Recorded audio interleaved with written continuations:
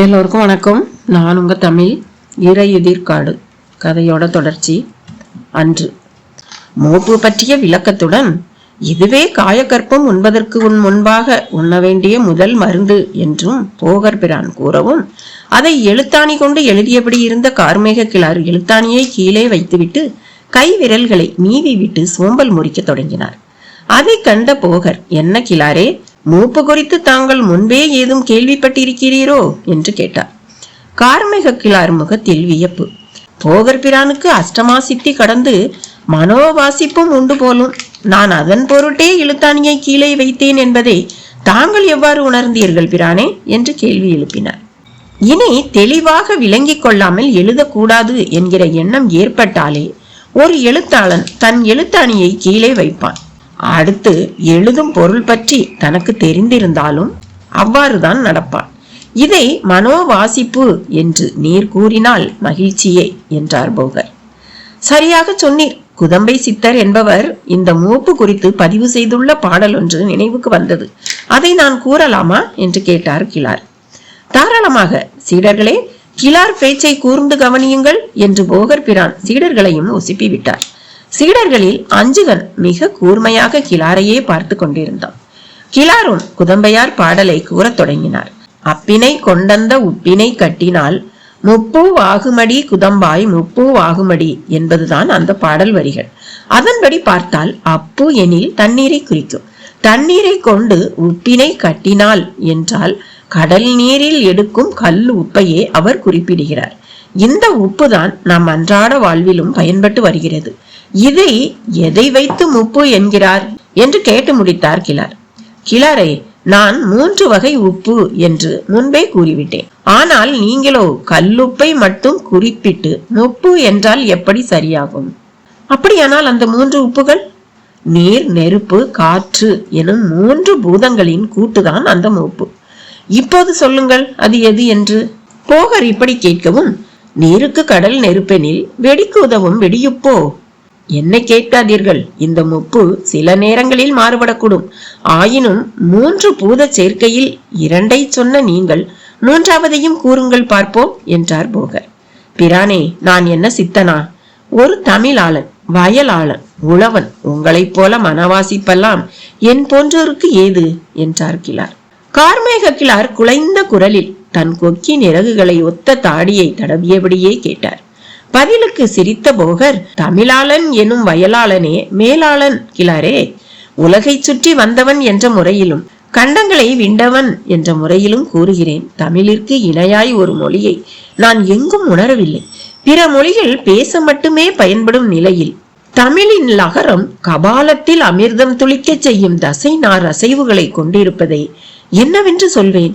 இதன் இலக்கண வரைமுறைகளும் உடம்புக்குள் நாம் உயிரை பேணுவதைப் போல மொழிக்குள் ஒரு ஒழுக்கத்தை பேணுவதை கண்டு பிரமிக்கிறேன். பொருளும் அதன் சப்தமே சொல்லாயும் திகழ்வதையும் கண்டு நான் வியக்கிறேன். மலை, கலை, சிலை, நிலை எனும் சொற்களை உதாரணமாக கொண்டே சொல்கிறேனே. அடே அப்பா என மலைக்க வைப்பதால் மலை என்கிறோம். சிலிர்க்க வைப்பதால் சிலை என்கிறோம். மனக்கவலைகளை கலைக்க வைப்பதால் கலை என்றும், நிற்கும் பாட்டை நிலை என்றும் சொல்லும் சொற்களில் முதல் எழுத்துதான் வேறு, பின்வரும் லை என்னும் எழுத்து ஒன்றுதான். இதில் இந்த முதல் எழுத்தை விரித்தாலே போதும், பொருள் புலனாகிவிடும். நான் தமிழை வியக்க தொடங்கினால் என் வியப்பு இதுபோல எல்லைகளின்றி தொடர்ந்து விரிகிறது. நாம் வியக்க நம் மொழிக்குள் அவ்வளவு சிறப்புகள் இருக்கின்றது. உச்சபட்சமாக நான் கருதுவது, நான் பெரிதும் வியந்து வணங்கும் தண்டபாணியான அந்த முருகன் உலக உயிர்களுக்கெல்லாம் ஆதாரமாக விளங்குவது போல தமிழ் மொழிக்கும் ஆதாரமாக விளங்குகிறானே, அதுதான். அவன் 12 கரங்களே உயிரெழுத்து. 12 கரங்களுடன் 6 முகம் சேர்ந்திட உருவாகும் 18 மெய்யெழுத்து. அவனது ஓம் எனும் பிரணவ சப்தங்களுக்கெல்லாம் மூலமாய் விளங்குவதை என்னென்று சொல்வேன்? போகர் கார்மேக கிழாருக்கு பதில் சொல்லும் சாக்கில் தமிழின் சிறப்பை தொட்டு காட்டியதை கிழார்கள் அவ்வளவு பேருமே வியந்து ரசித்தனர். உண்மைதான் பிரானே, பேருண்மை. தமிழ் பேசும் மனிதன் உடம்புக்கு இயற்கை கணக்குப்படி 120 வருடங்கள். ஆனால் அவன் பொருளோடு பேசியதை எழுதியும் வைத்து விட்டால் அதற்கு இந்த உலகம் உள்ளவரை ஆயுள் என்பதே உண்மை.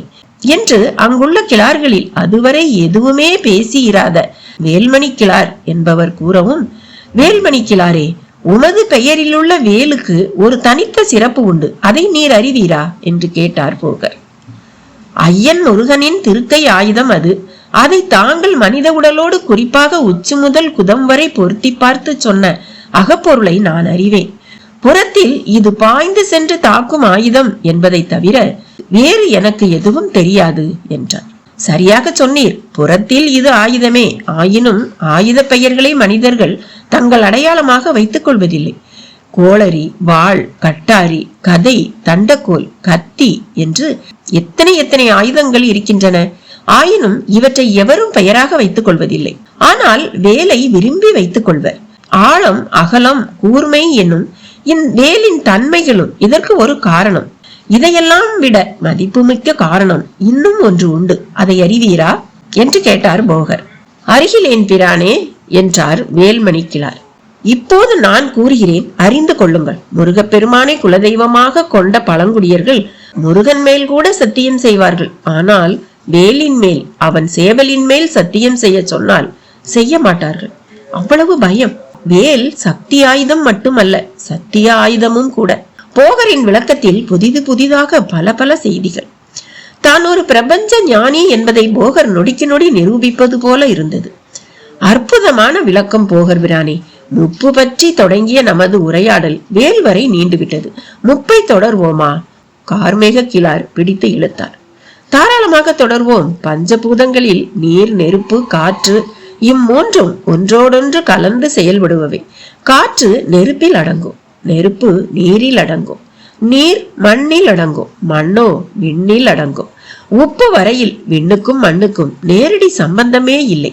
மற்ற மூன்றாகிய நீர், நெருப்பு, காற்றுடன் மட்டுமே சம்பந்தம் கொள்ளும். உப்பு காய்ச்சலால் பெறப்படுவது. அதனால் நெருப்புக்கும் நீருக்குமே இதில் பிரதான இடம் உண்டு. அதில் கடல் நீர், பனி நீர், பூநீர் என்று 3 வகை நீரை முறைப்படி காய்ச்சிட அதன் மூலம் கிட்டும் உப்பை உப்பு என்று நேர்பொருளில் கூறாமல் குரு என்போம். கற்ப மூலிகை ரசத்தில் இந்த உப்பு எவ்வளவு சேர்க்கப்பட வேண்டும் என்று ஒரு கணக்கும் உள்ளது. அடே அப்பா, உடம்பை பேணும் காயகற்ப விஷயத்திற்கு பின் இத்தனை உள்ளதா என்ன?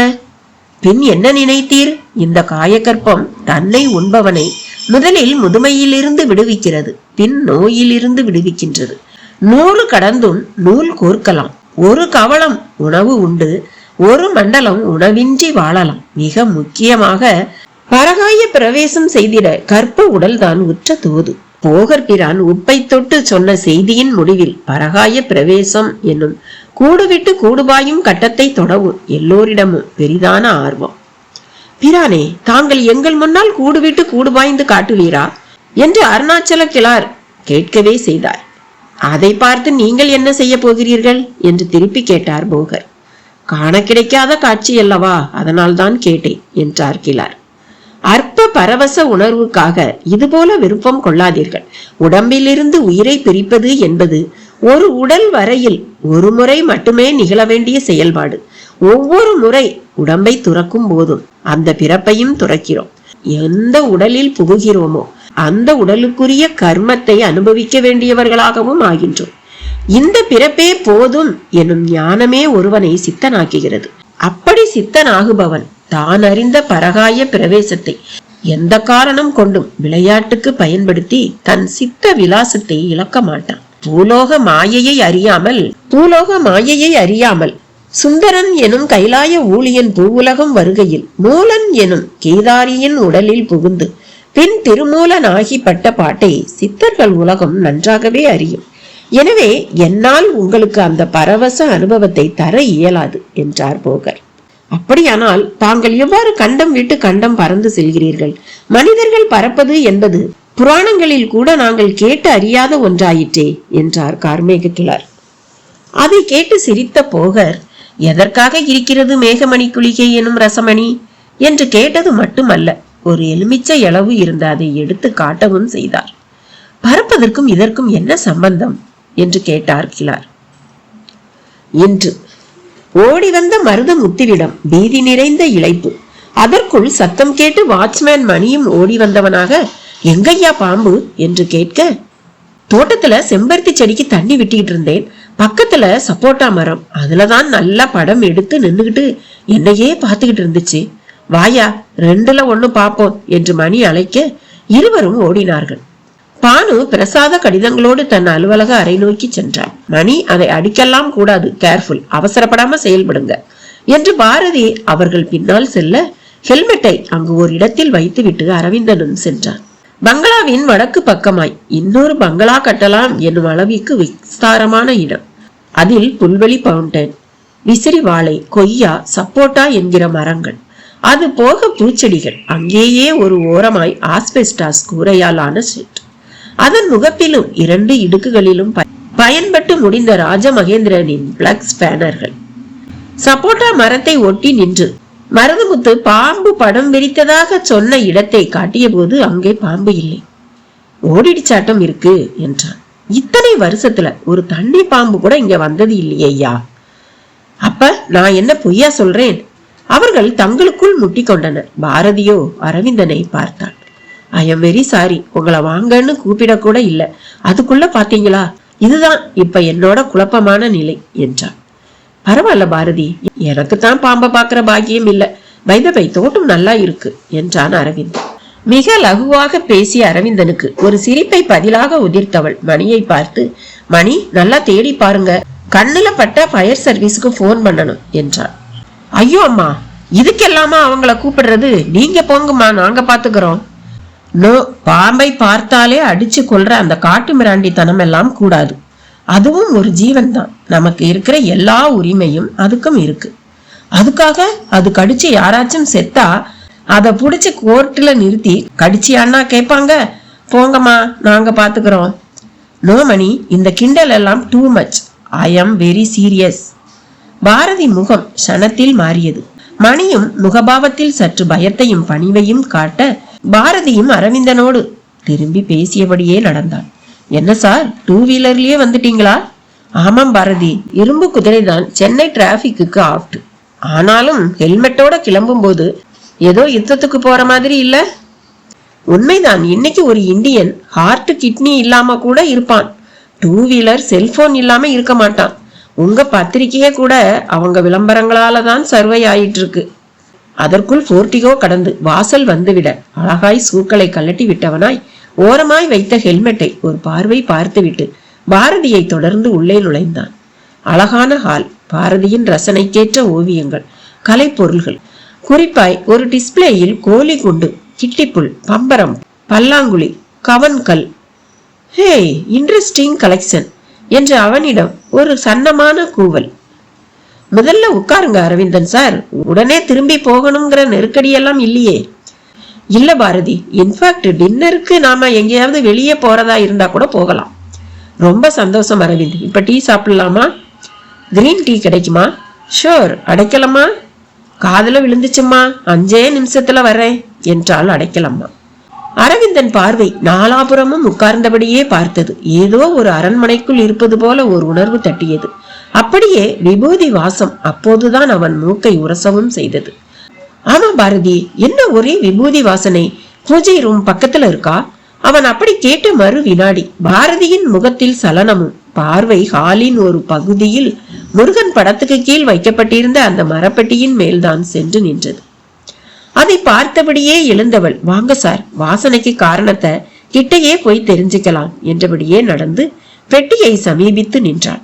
அரவிந்தனும் நெருங்கினான். அப்போது பக்கத்தில் பாரசீக ஜாடிக்கு அருகில் வைக்கப்பட்டிருந்த அந்த வாளும் கண்ணில் பட்டது. அரவிந்தனிடம் பரபரப்பின் பல்ஸ் எகிர ஆரம்பித்தது. பாரதி, நீங்க சொன்ன வாள் இதுதானா? அவளிடம் ஆமோதிப்பாய் இமை துடிப்பு. பெட்டியா இப்படி வாசனை அடிக்குது? மீண்டும் இமை துடிப்பு. இத பத்தி எதுவும் சொல்லலையே நீங்க? இது வந்தே சில மணி நேரம் தான் ஆகுது அரவிந்த். இதை எதுக்கு வாங்குனீங்க? ஏன், பழைய பொருட்கள் கடையில இத நீங்க பார்த்தா வாங்க மாட்டீங்களா? ஓ, ஹேபிட்டா? அது ஒரு சாதாரண வார்த்தை சார். என் விருப்பம்ங்கிறது அதுக்கும் மேல. சிலருக்கு முன்னோக்கி போறதுல ஒரு பரவசம், சிலருக்கு பின்னோக்கி போய் பாக்குறதுல ஒரு பரவசம். நீங்க இதுல பின்ன போல இருக்கு. என்றபடியே வாளின் கைப்பிடியில் தன் கையை வைத்து வளைத்து பிடித்து அப்படியே உரையோடு நிமிர்த்தியும் பிடித்தான் அரவிந்தன்.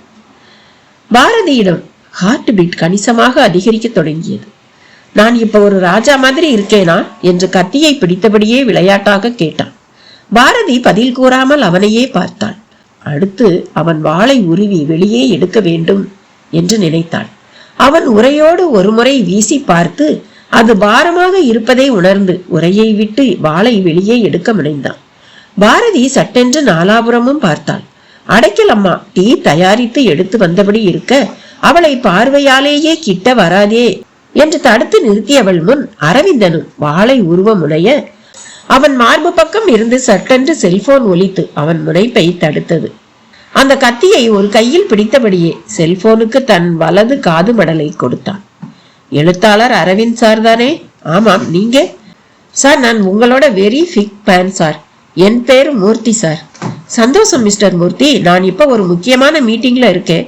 நானே உங்களை கூப்பிட்டு அப்புறமா பேசுறேன், பாய் என்று கட் செய்தவன் செல்போனை பாக்கெட்டில் போட்டபடியே, பாரதி, இந்த கத்தி தானே அந்த ரத்தம் குடிக்கிற கத்தி என்று கேட்டு அதே வேகத்தில் உரையிலிருந்து வாளை உருவினான். விசுக்கென்று வெளிப்பட்ட அது பாரதி மேல் பட பார்த்ததும் அவள் மின்னல் வேகத்தில் ஒதுங்கி கொண்டாள். நல்ல வேளை, இந்த முறை இரத்த காயம் ஏதும் இல்லை. அவளிடம் பெருமூச்சு. நத்திங் டு ஹேப்பன் இல்ல? அவனிடமும் கேள்வி, அவளிடமும் ஆமோதிப்பு. அப்படியே வாளை கையில் பிடித்தபடியே சோபா நோக்கி திரும்பினான். அதன் மேல் பொறிக்கப்பட்ட எழுத்துக்களையும் படித்தான். அலுவலக அறையில் இருந்து பானு அவ்வப்போது எட்டி எட்டி பார்த்தாள். அரவிந்தனோ வாளை முன்னால் உள்ள மோடா மேல் வைத்தான். அடைக்கல் அம்மாவும் இருவருக்குமான டீயோடு வந்து நின்றாள். உரை அங்கே பெட்டிக்கும் பக்கத்தில் ஜாடி அருகில் இருந்தது. எடுத்துக்கங்க சார் என்றாள். தேங்க்யூ என்றபடி எடுத்துக்கொண்டவன் முன் அவளும் எடுத்துக்கொண்டாள். அவனுக்கு நேர் எதிர் சோபாவில் டீயை சப்பியபடியே அமர்ந்தான். கூர்ந்து பார்த்தாள் இருவருக்கும் நடுவில் அந்த வாள். என்ன பாரதி, ரொம்ப டெம்ட் ஆயிட்டீங்களோ? ஆமாம் சார், நான் கவனமா இல்லாம போயிருந்தா இந்த கத்தி இப்பவும் ரத்தம் பார்த்திருக்கும். என்ன சம்திங் மிஸ்டீரியஸ்னு ஆழமா நினைக்க ஆரம்பிச்சிட்டீங்களா? நினைக்க வைக்குது சார், சிச்சுவேஷன். ஆனா நான் மறுக்கிறேன் அரவிந்தன் சார். இந்த சார் வேண்டாமே. ஓகே ஓகே, நீங்க என்ன நினைக்கிறீங்க?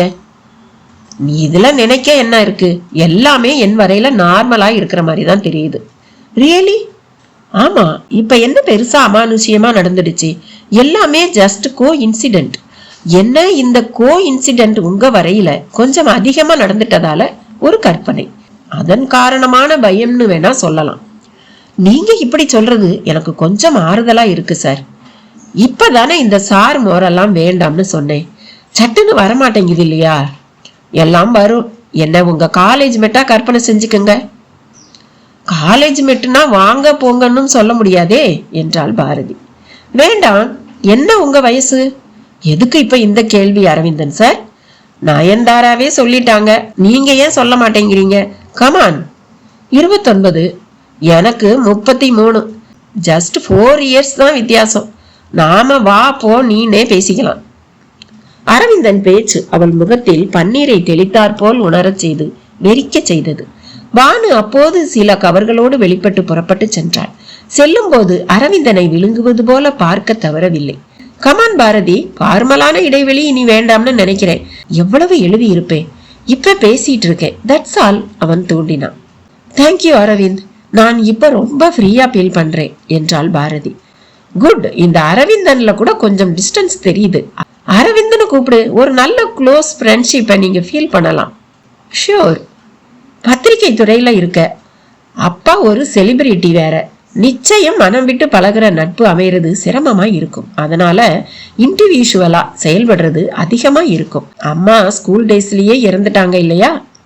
ஆமாம் சார், அதுவும் ஒரு காரணமா இருக்கலாம். வீட்டுல நிறைய வேலைக்காரங்க வேற, அதனால கமாண்டாவே இருந்து பழகி இருப்ப.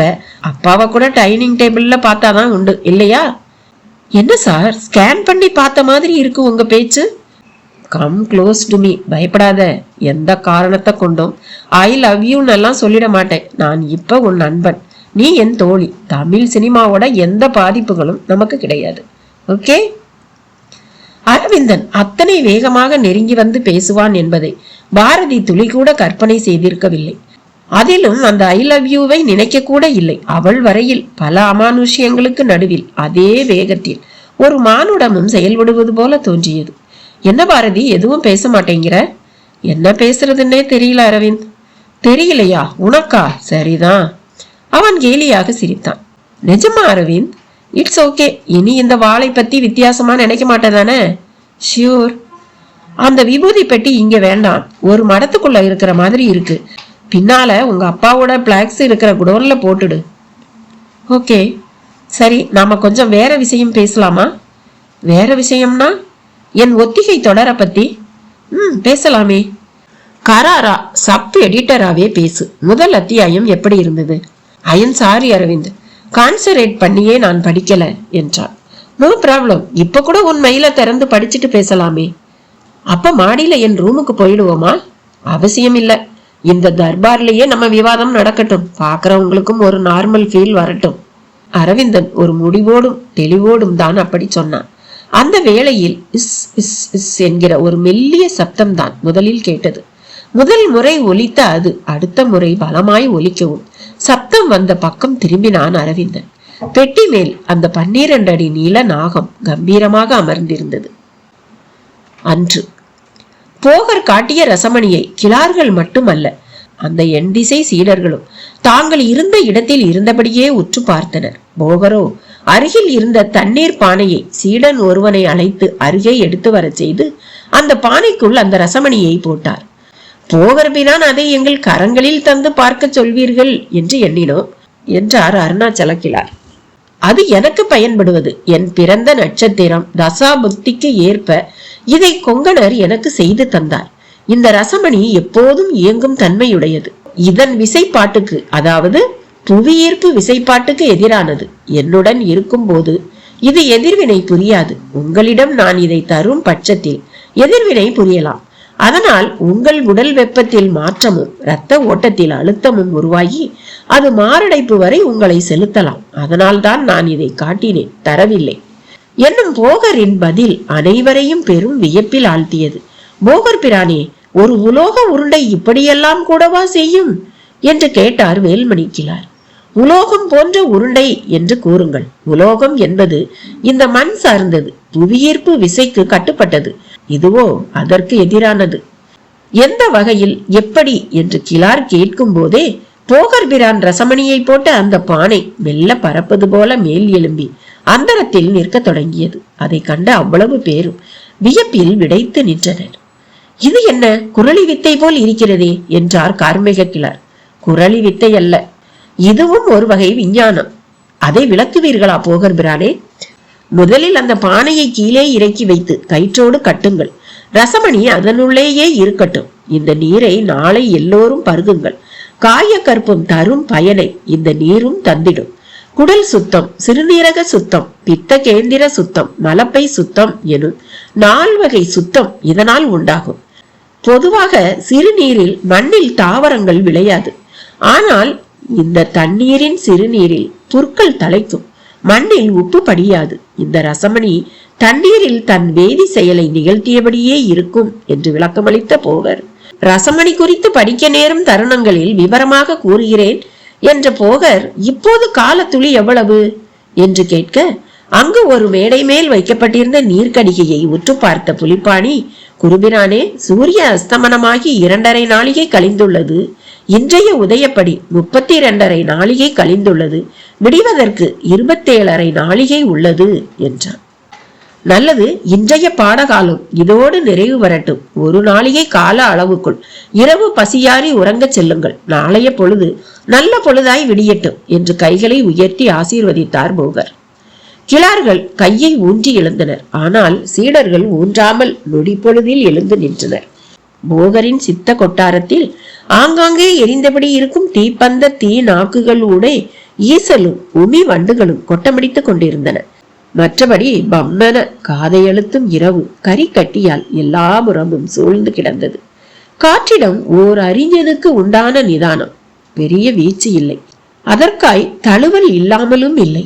சீடர்கள் போகர் முன் வந்து குனிந்து அவர் காலை தொட்டு வணங்கிவிட்டு பிரிந்தனர். கிளார்கள் தங்கள் ஏடுகளை பறிக்கயிற்றால் கட்டி அதனுள் எழுத்தாணியை படுக்க வாக்கில் செருகி பிறகு அந்த ஏட்டுக்கட்டை இரு கைகள் நடுவே வைத்தபடி போகரை கும்பிட்டு வணங்கியவர்களாக பிரிய தொடங்கினர். போகரும் எழுந்து நின்றவராய் மேற்கு நோக்கி நின்று ஆழ்ந்து மூச்சு காற்றை இழுத்து நெஞ்சை 4 அங்குலம் முன்பக்கம் தூக்கி அதே நிலையில் இரு கைகளை ஆகாயம் நோக்கி வேண்டுபவர் போல தூக்கியவர் சில நொடியில் மூச்சு காற்றை விடுவித்து காற்றையும் சீரான வேகத்தில் வெளிவிட்டார்.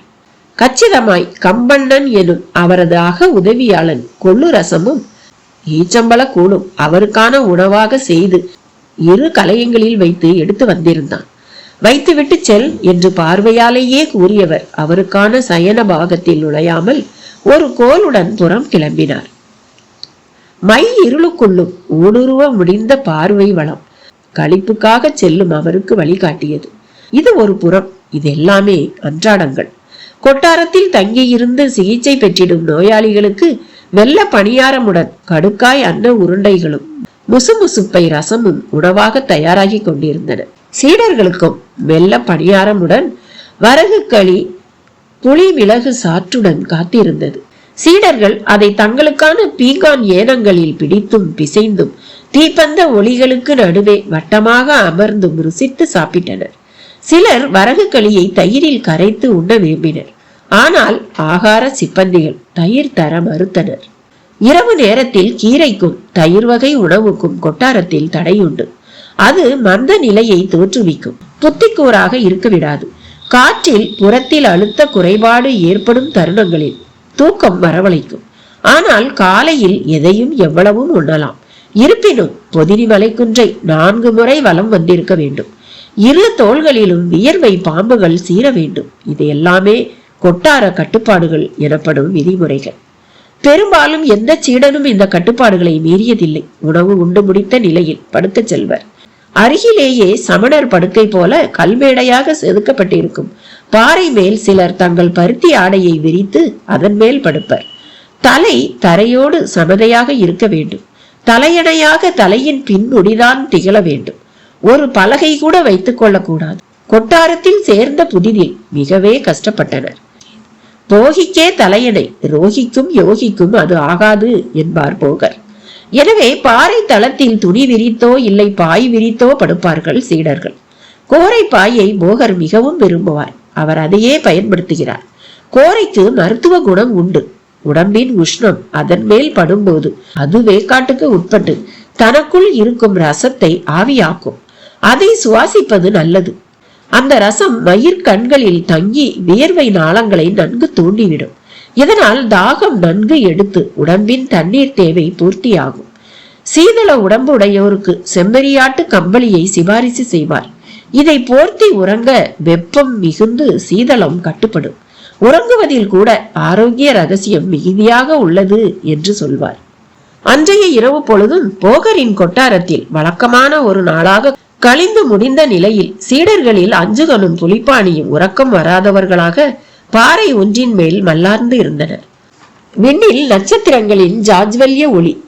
பிறைச்சந்திரனோ ஒரு மூலையில் யாரோ தூக்கி எறிந்து விட்டது போல கிடந்தான். அவன் ஒரு முள் இல்லாத கடிகாரம். அவன் வளர் நிலையில் ஒளிதான் அளவு, தேய் நிலையில் இருள்தான் அளவு. பிறையை பார்த்த புலிப்பாணி அல்லாந்த நிலையில் இருந்து எழுந்து அமர்ந்தவனாய் கை விரல்களை விரித்தும் மடக்கியும் ஏதோ கணக்கு போட தொடங்கினான். அதை கவனித்த அஞ்சுகன் அருகில் வந்து அமர்ந்தவனாய், என்ன புலி, இரவிலும் கணக்கோடு குலாவலா என்று வேடிக்கையாக கேட்டான். ஆம் அஞ்சுகா, இன்று வானம் மேக புகையின்றி துலக்கிய பாத்திரம் போல பளிச்சென்று இருக்கிறது. நட்சத்திரங்களை நாலாபுரமும் காண முடிகிறது. குறிப்பாக மான் கொம்பு போல தோற்றம் தரும் மிருகசீரிஷ நட்சத்திர கூட்டம் புலப்படுவதே அரிது.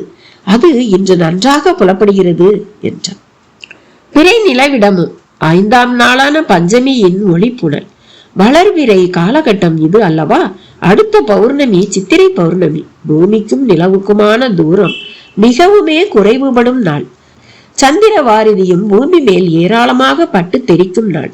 இந்த நாளில் நம் போகர்பிரான் வாழைக்குமரி பூசை செய்வார். அதோடு குரு மருந்தும் செய்வார். குரு மருந்துக்கான உப்புகளில் ஒரு உப்பு இந்த சித்திரை பௌர்ணமி நாளில் கரிசல் காட்டு நிலப்பரப்பையொத்த மலையடிவாரங்களில் புல்கூட விளையாத பொட்டல் வெளியில் குழி தோண்டிட கீழே அகப்படும். அந்த குழியை எப்போது தோண்ட வேண்டும் என்று ஒரு கணக்கு உள்ளது. ஏனெனில் சந்திரவாரதி நேர்கோடாய் குழியில் பட வேண்டும். அப்போது வெண்மணலாய் உள்ள உப்பு ரசாயன தன்மை அடையும். அந்த நேரத்தை நான் இப்போதே கணக்கிட தொடங்கிவிட்டேன் என்றான். அந்த உப்பு என்ன செய்யும் என்று கேட்டான் அஞ்சுகன். ஒரு மருந்தின் வீரியத்தை அந்த உப்பு பல மடங்கு பெருக்கி அளிக்கும். குறிப்பாக யவன காந்தி எனப்படும் இளமைக்கு மிக மிக உதவி செய்யும். யவன காந்தியா? இது என்ன வினோதமான பெயராக இருக்கிறது என்று கேட்டான் அஞ்சுகன். கிளவியை குமரியாக்கும் மூலிகை மருந்து அது. ஒரு மண்டலம் உண்டிட சதம் கண்ட கிழவனும் தன் வயதில் சரிபாதியை இழந்து 50 வயதை அடைந்திடுவான் எனில் மத்திம வயதை ஒத்தவர்கள் உண்டால் என்ன ஆகும் என்று எண்ணிப்பார் என்று கேட்டான் புலி. நம் குருவிடம் யவன காந்தி உள்ளதா என்று கேட்டான் அஞ்சுகன். அவரிடம் இல்லாததே இல்லை. பல ரகசியங்கள் அவர் மனதுக்குள்ளேயே உள்ளன. குருவான போகர் குறித்து புலிப்பாணி விளக்கி சொன்னபோது குருவான போகரோ எதிர் திசையில் தன்னந்தனியே பொதினிமலை உச்சி நோக்கி கருப்பு உருவமாக ஏறியபடியே இருந்தார். இன்று அந்த பாம்பை பார்த்த மாத்திரத்தில் அரவிந்தனுக்குள் அட்ரிலனின் சுரப்பால் பயம்தான் முதலில் ஏற்பட்டது. பாரதிக்குள்ளும் அந்த சுரப்பிகள் தாறுமாறாக பொங்கி உடம்பில் ஓடும் குருதிக்குள் அமிலம் பரவியதில் ஒரு வகை ஸ்தம்பித்த நிலை. அந்த சத்தம் கேட்டு அவர்கள் இருவர் மட்டுமே வந்திருந்தனர். அடைக்கல் அம்மாவோ மணியோ மற்ற யாரும் எதனாலோ வரவில்லை. பாம்போ நிமிர்ந்து படம் விரித்திருந்தது. அதன் கருகுமணி போன்ற சிறிய கண்கள்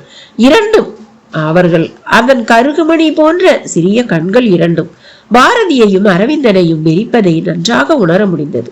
மேலே முருகனின் படம், கீழே பெட்டி. நிமிர்ந்து சீரிய பாம்பு மெல்ல தளைந்து இறங்கி பெட்டியை வளைத்து கொண்டு தன் ஒத்த உடலின் கட்டுக்குள் பெட்டியை கொண்டு வந்த நிலையில் படம் விரித்து பெட்டியின் ஒரு புறமாக தலையை உயர்த்தி மீண்டும் படம் விரித்தது. அது இது என் சொத்து என்று கூறுவது போல இருந்தது. இது போன்ற காட்சிகள் அந்த நாளில் புனைக்கதைகளில் மட்டுமே விவரிக்கப்பட்டுள்ளன. இந்த நாளில் திரைகளில் கிராபிக்ஸ் விஞ்ஞானம் அந்த புனைவை காட்சியாக்கி உள்ளது. ஆனால் இப்போது புனைவெல்லாம் இல்லை, கிராபிக்ஸும் இல்லை. கண் எதிரில் ஒரு நிஜம். எல்லாம் சில நொடிகள் தான். தன் பிடியை விடுவித்த அந்த நாகம் அப்படியே பக்கவாட்டில் நின்றிருந்த ஜன்னல் வழியாக ஒரு ரப்பர் குழாய் ஊறுவது போல் அரவிந்தனை எண்ண செய்த நிலையில் வெளியேறவும் செய்தது. அது அங்கிருந்து நீங்கவும் தான் இருவருக்கும் சுயநினைவே திரும்பியது. அப்போதுதான் பாரதியும் அரவிந்தனை நெருக்கமாக தோளை பிடித்துக் கொண்டு நிற்பதை உணர்ந்தான். அரவிந்தனும் அவளது ஸ்பரிசத்தை உணர்ந்தவனாக பாரதியை பார்த்தான். பிறகே இருவரும் மெல்ல விலகினர். பாரதியின் பார்வை இந்த சம்பவத்தை நீ எப்படி மொழிபெயர்க்க போகிறாய் என்பது போல பார்த்தது. இடையே அந்த வற்றாத விபூதி வாசம் வேறு. இங்கே யாரும் இல்லை என்று நினைக்க வேண்டாம், நான் இருக்கிறேன் என்பது போல சுவரில் கண்ணாடி சட்டத்துக்குள் முருகன். கச்சிதமாய் மணியும் அடப்போய்யா, அது எங்கேயோ போய் பூந்துக்குச்சியா, நீ பார்த்த நிமிஷத்துல அதை அடிச்சிருக்கணும், நீ ஒரு வெட்டி பய என்ற பேச்சோடு மருதமுத்துவும் உள்ளே நுழைந்து கொண்டிருந்தன. ஆமா, நீ பெரிய பீட்டரு, நூடிக்கிட்டு வாயா என்ற மருதமுத்து மணியை கீறினான். இருவரும் பாரதி அரவிந்தனை முழுமையாக கலைத்தனர். பாரதி ஏறிட்டான். அம்மா, அது எங்கேயோ பூச்சுமா, எனக்கு தெரிஞ்சு அது இந்த ஏரியாவிலேயே இருக்க சான்ஸ் இல்ல. பக்கத்துல அண்டர் கிரவுண்ட்ல கேபிள் சேனல் போகுதுமா, அதுல நுழைஞ்சிருக்கோம். இனி அது வராதுமா, வந்தா நான் பாத்துக்கிறேம்மா என்றான் மணி. ஃபயர் சர்வீஸுக்கு போன் பண்ணலையா என்று கேட்டாள் பாரதி. எங்கம்மா, அது இருக்கிற இடம் தெரிஞ்சால. பரவாயில்ல, அப்படியே தெரிஞ்சாலும் எங்கேயும் யாருக்கும் போன் பண்ண வேண்டாம். நீங்க உங்க வேலை ஏதோ அதை மட்டும் பாருங்க, அது யாரையும் எதுவும் செய்யாது. அரவிந்தன் இப்படி ஒரு பதிலை சொல்லவும் மணி மருதமுத்துவை விட பாரதி அதிகம் ஆச்சரியப்பட்டாள். அவர்களும் அந்த ஆச்சரியம் கலையாமல் விலகிட அரவிந்தன் மெல்ல நிதானமாய் நடந்து வந்து ஹாலில் சோபாவில் அமர்ந்தான். அந்த பங்களாவுக்குள் ஒரு அசாத்திய அமைதி, எப்போதும் ஒருவரின் நடமாட்டம் இருந்தபடியே இருக்கும் பரபரப்பான ஒரு அரசியல்வாதியின் பங்களா அது. சொல்லி வைத்த மாதிரி அப்போது குறிப்பாக அந்த நாகம் பெட்டி மேல் காட்சி தந்த போது பாரதி அரவிந்தனை தவிர ஒருவரும் இல்லை. அங்கு நிலவிய மௌனத்தை யார் உடைப்பது என்பதிலும் ஒரு தயக்கம் இருந்தும் அரவிந்தனே உடைத்தான். பாரதி, இப்ப இங்க நடந்த எதுவும் தற்செயல் இல்லை, சம்திங் மிஸ்டீரியஸ் என்றான். பாரதியின் கண்களில் அதிகபட்ச விரிவு. அந்த பெட்டியை கூட பின்னால இருக்கிற குடோன் ரூம்ல தூக்கி போட வேண்டாம் பாரதி, அது இங்கேயே இருக்கட்டும். அந்த பெட்டிக்கும் பாம்புக்கும் ஏதோ தொடர்பு இருக்கு, அந்த பெட்டியிலையும் ஏதோ இருக்கு. என்ன பாரதி, நான் இப்படி பேசுறது ஆச்சரியமா இருக்கா? எனக்கே இந்த சம்பவம் நம்ப முடியாத ஒரு அதிசயம்தான்.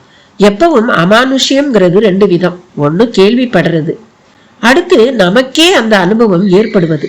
கேள்விப்படும் போது நமக்கு ஒரு சாய்ஸ் இருக்கு. அதை பொய்ன்னு நாம அப்ப தாராளமா நினைக்கலாம். நினைச்சாதான் அதுக்கேற்ப செயல்படவும் முடியும். ஆனா நாமே அந்த அனுபவத்துக்கு ஆட்படும் போது நமக்கு சான்ஸே இல்லை.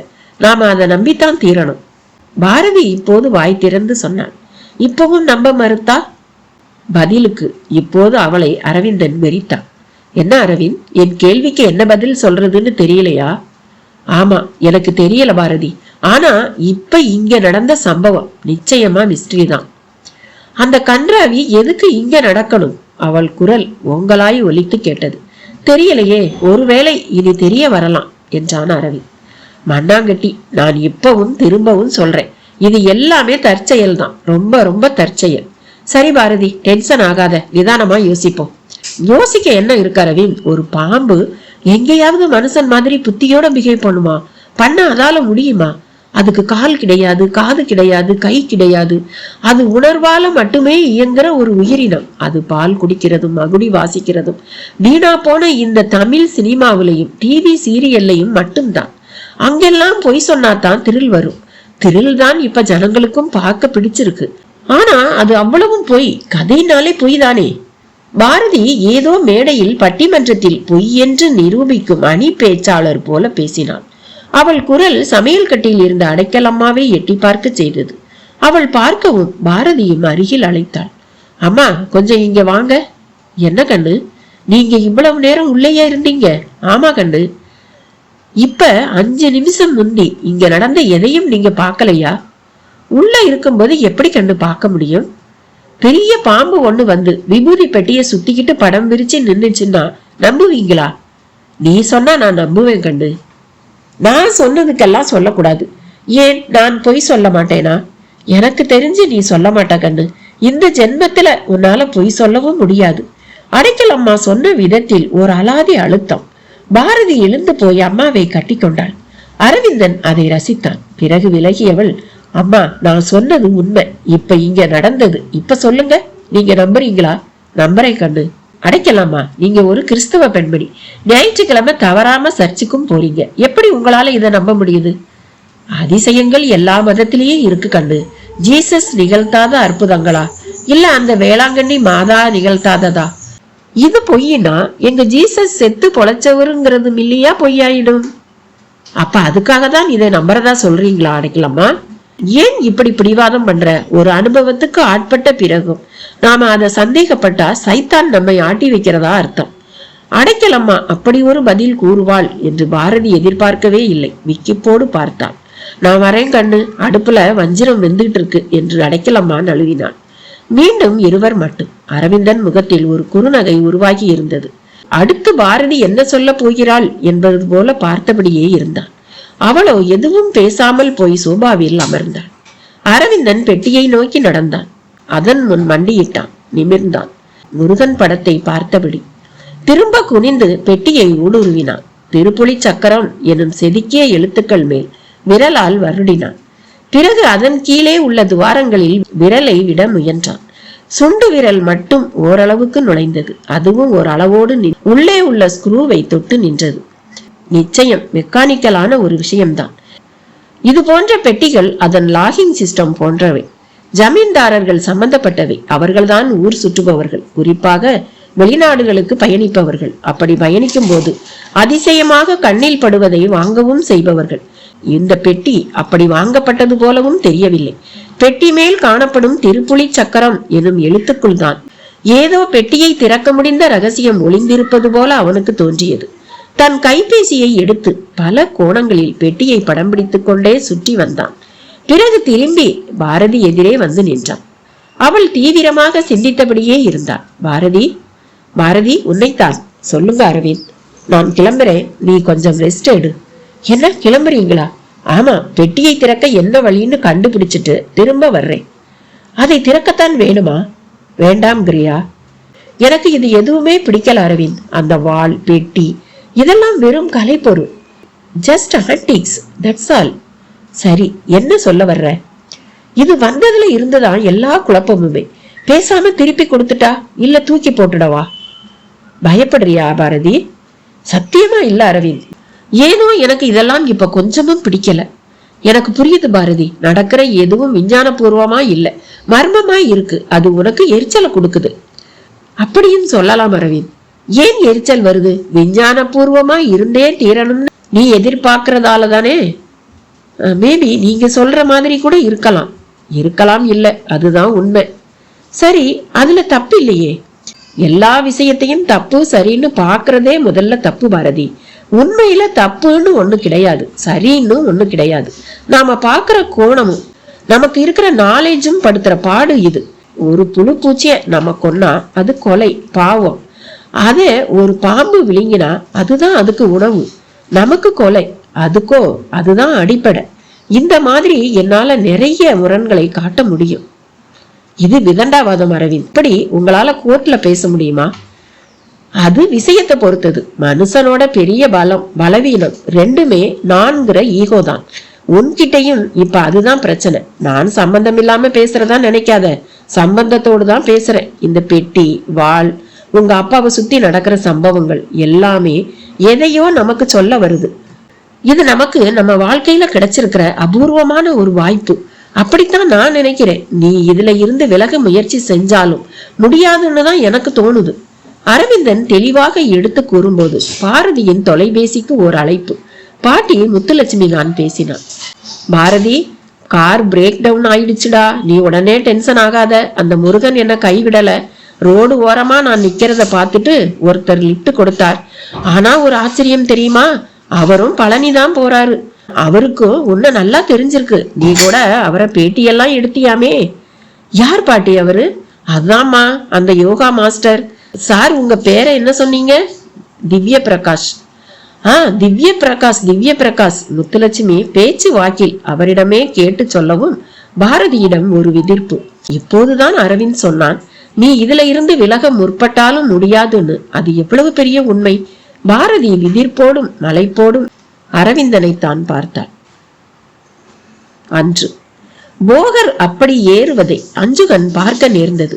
கூடவே புலிப்பாணியும் கவனித்தான்.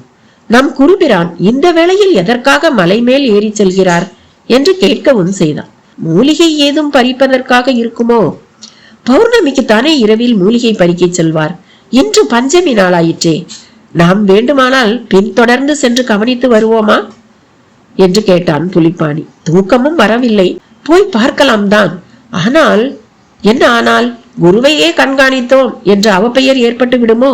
அவர்கள் பேச்சின் இடையே மலை மேல் ஏறியபடி இருந்த போகர் மறைந்து விட்டார். சுத்தமாக எதுவும் தெரியவில்லை. அடர் கருப்பாய் பொதினி மலை குன்றும் சற்றே தலைந்த கருப்பாய் வெளியும் கண்ணில் பட்டன. அவரை காணவில்லையே. என்ன ஆனார்? இங்கே உன்னோடுதானே நானும் நிற்கிறேன். என்னை கேட்கிறாயே? போய் பார்த்தால் தான் தெரியும் என்றான் புலிப்பாணி. சரி வா, போய் பார்ப்போம். எது வந்தாலும் சரி என்று அஞ்சுகனும் புலிப்பாணியும் அங்கிருந்து நழுவி அருகில் இருக்கும் பொதினி குன்றின் வடமேற்கு பாகம் வழியாக மேலேற தொடங்கினார்கள். அசுர சிரசு போன்ற சதுரமற்ற உருண்ட பாறைகள் இடைப்பட்ட இடங்களில் தலைத்திருக்கும் ஆடாதோடை, பிரண்டை, குமிட்டி, நாயுருவி செடிகள் நெருப்பாக பாறை மேல் கால் மிதித்து தாவி குதித்து ஆங்காங்கே இலைப்பாரி மேலே மேலே அவர்கள் ஏறினார்கள். அவர்களை ஒத்த சீடர்களை உறக்கம் தனதாக்கி கொண்டு விட்டது. மேலே குறிப்பிட்ட ஒரு பாறை மேல் நின்று கீழே கொட்டாரத்தை பார்த்தபோது காற்றோட்ட திசை காட்டும் காற்றாடி தன்னந்தனியே வானில் வாளை ஆட்டிக்கொண்டு பறப்பது ஒரு பிசிராக தெரிந்தது. தீ பந்தங்களை தூமாட்டி கிழவன் எண்ணெய் சட்டிக்குள் முக்கி அணைத்துக் கொண்டிருந்தான். பகலாக இருந்தால் ஒரு பறவை பார்வையில் நாலாபுரமும் பார்க்கலாம், பிரமிப்பு தட்டும். இரவில் மின்மிடிகளோடு கொட்டார கூம்பு குடில்கள் கரும் திட்டுகளாய்த்தான் கண்ணில் பட்டன. ஒரு அளவுக்கு மேல் ஏறவும் முடியவில்லை. நெருஞ்சி முள்கள் பாதம் முழுக்க தைத்து விட்டன. அப்படியே அருகில் இருந்த பாறை மேல் சாய்ந்து அம்மா என்று அலறினான் அஞ்சுகன். புலிப்பாணி அடுத்து அலறினான். சத்தம் நிச்சயம் அந்த பாகம் முழுக்க எதிரொலித்திருக்கும். அதன் விளைவாக யாரங்கே என்ற போகரின் குரலும் ஒலித்தது. சில நொடிகளில் கையில் ஒரு சிறு தீப்பந்தத்துடன் போகர் அவர்கள் முன் உள்ள பாறை மேல் தென்பட்டார். கீழே 45 சரிவில் பாறை மேல் அமர்ந்த நிலையில் பாத நெருஞ்சியை பிடுங்கியபடி இருந்த அவர்களையும் பார்த்தார். அவர்களும் ஏறிட்டனர். புலிப்பாணி, அஞ்சுகன், நீங்கள் தானா? ஆம் குருபிரானே. இங்கே ஏன் வந்தீர்கள்? உங்களைத்தான் கேட்கிறேன். இந்த இரவில் இங்கு உங்களுக்கு என்ன வேலை என்று கேட்டார். மன்னிக்க வேண்டும் குருபிரானே, யாரோ இந்த பக்கம் செல்வது போல தெரிந்தது. அது யார் என்று அறியவே வந்தோம் என்றார். என்னைத்தானே யாரோ என்கிறீர்கள்? தங்களை என் சீடன் மூடனாக கூட இருக்கலாம், ஆனால் பொய்யனாக மட்டும் இருக்கவே கூடாது. உண்மை பேசுங்கள் என்றார் போகர். ஆம் குருபிரானே, தங்களையே பின்தொடர்ந்தோம் என்றான் அஞ்சுகன். இப்படி செய்யலாமா? நான் உங்களை பின்தொடர சொல்லவில்லையே. உண்மைதான் குருவே. உறக்கம் வராத இரவு, பரபரப்பு தொற்றிக் கொண்டதில் நியதிகளை சிந்திக்க தவறிவிட்டோம். இனி ஒரு காலம் இப்படி நடந்து கொள்ளக்கூடாது. குரு என்பவர் கடவுளை விட மேலானவர். ஒரு மனிதனுக்கு நல்ல குரு வாய்த்து விட்டால் போதும். இறையருள் பற்றி அவன் கவலை கொள்ள தேவையே இல்லை. எனக்கு அப்படி வாய்த்தவர்தான் காலாங்கிநாதர். இவர் வரையில் நான் செய்த தவற்றையே நீங்களும் என் வரையில் செய்துள்ளீர்கள் என்ற போகர் மேலேறி என் பின்னே வாருங்கள் என்று அழைத்தார். சற்றே நெருஞ்சியால் ரத்தம் துளித்துவிட்ட பாதங்களுடன் அவர்கள் எழுந்து நின்று நடக்க தயாராகினர். சில முட்கள் நீங்காமல் இருந்து அழுந்தி உள்ளேறின. முகம் சுடங்கியது. அது இயற்கை தரும் தண்டனை போலவும் தோன்றியது. வாருங்கள், நீங்கள் தவறு செய்தவர்கள் தான் என்றாலும் ஓர் அழகிய தவறை இன்று செய்துள்ளீர்கள் என்று இரு பொருள் பட போகர் பேசியது அவர்கள் இருவருக்கும் புரியவில்லை. ஒரு வழியாக மேலேறி வந்தவர்கள் முன் சற்றே தட்டையான நிலப்பரப்பு உச்சி பாகம் போலவும் தோன்றியது. போகரின் தீப்பந்த சுடரொளியில் அங்கே பொசு பொசுவென்று பசுமை. அதோ அந்த புற்பரப்பின் மேல் சிறு சிறு செடிகள் முளைத்திருக்கும் இடத்தில் நின்று 100 முறை நின்ற இடத்தில் ஓடுவது போல குதியுங்கள் என்று போகர் கூறவும் இருவரிடமும் திகைப்பு. குருதி பெருகி நிற்கும் இந்த காலோடு குதிக்க சொல்கிறாரே என்ற கேள்வியோடு தயங்கியபடி நடந்தனர். உங்களை நான் தண்டிக்கவில்லை. உங்கள் நெருஞ்சி தைத்த கால்களுக்கு இங்கேயே இப்போதே மருந்தளிக்கவே குதிக்க சொன்னேன். சர்பயுத்தம் புரியும் கீரி பிள்ளை தான் பட்ட விசக்கடிக்கான மருந்தை இந்த குறுஞ்செடிகள் மேல் உருண்டு புரண்டு அதன் சாறு படவும் தான் எழுந்து செல்லும். அக்கார சஞ்சீவி என்பது இதன் பெயர். அக்கார சாற்றில் வாய் கொப்பளித்து பல்லை பிடுங்கினால் கிழங்கு போல நெகிழ்ந்து வரும். வலியும் தெரியாது. இங்கே அக்கார சஞ்சீவி இருப்பதை இப்போதுதான் பார்த்தேன். அவர் சொல்லி முடிக்கும் முன்னே அஞ்சுகனும் புலிப்பாணியும் அந்த செடிகள் மேல் குதிக்க ஆரம்பித்தனர். விழுந்து வணங்காமல் குதிக்கலாமா? இது என்ன நெறி? தாவரங்கள் தேவர்களுக்கு இணையானவை. முதலில் வணக்கம், பிறகே உபயோகம் என்று போகர் இடையிட்டு கூறவும் குதிப்பதை நிறுத்தி அந்த தரை மேல் அப்படியே விழுந்து வணங்கினார்கள் இருவரும். பிறகு போகரையும் நெருங்கி வந்து எங்களை மன்னியுங்கள் குருவே என்று வணங்கினார்கள். பிறகு குதிக்க தொடங்கினார்கள். அந்த அக்கார சஞ்சீவி 5 சாறு வெளிப்பட்டு பாதத்தில் பட பட குதிக்கும் போது ஏற்பட்ட வலி மெல்ல நீங்கி பாத பரப்பு உறுதிமிக்கதாக மாறுவதை உணர்ந்தனர்.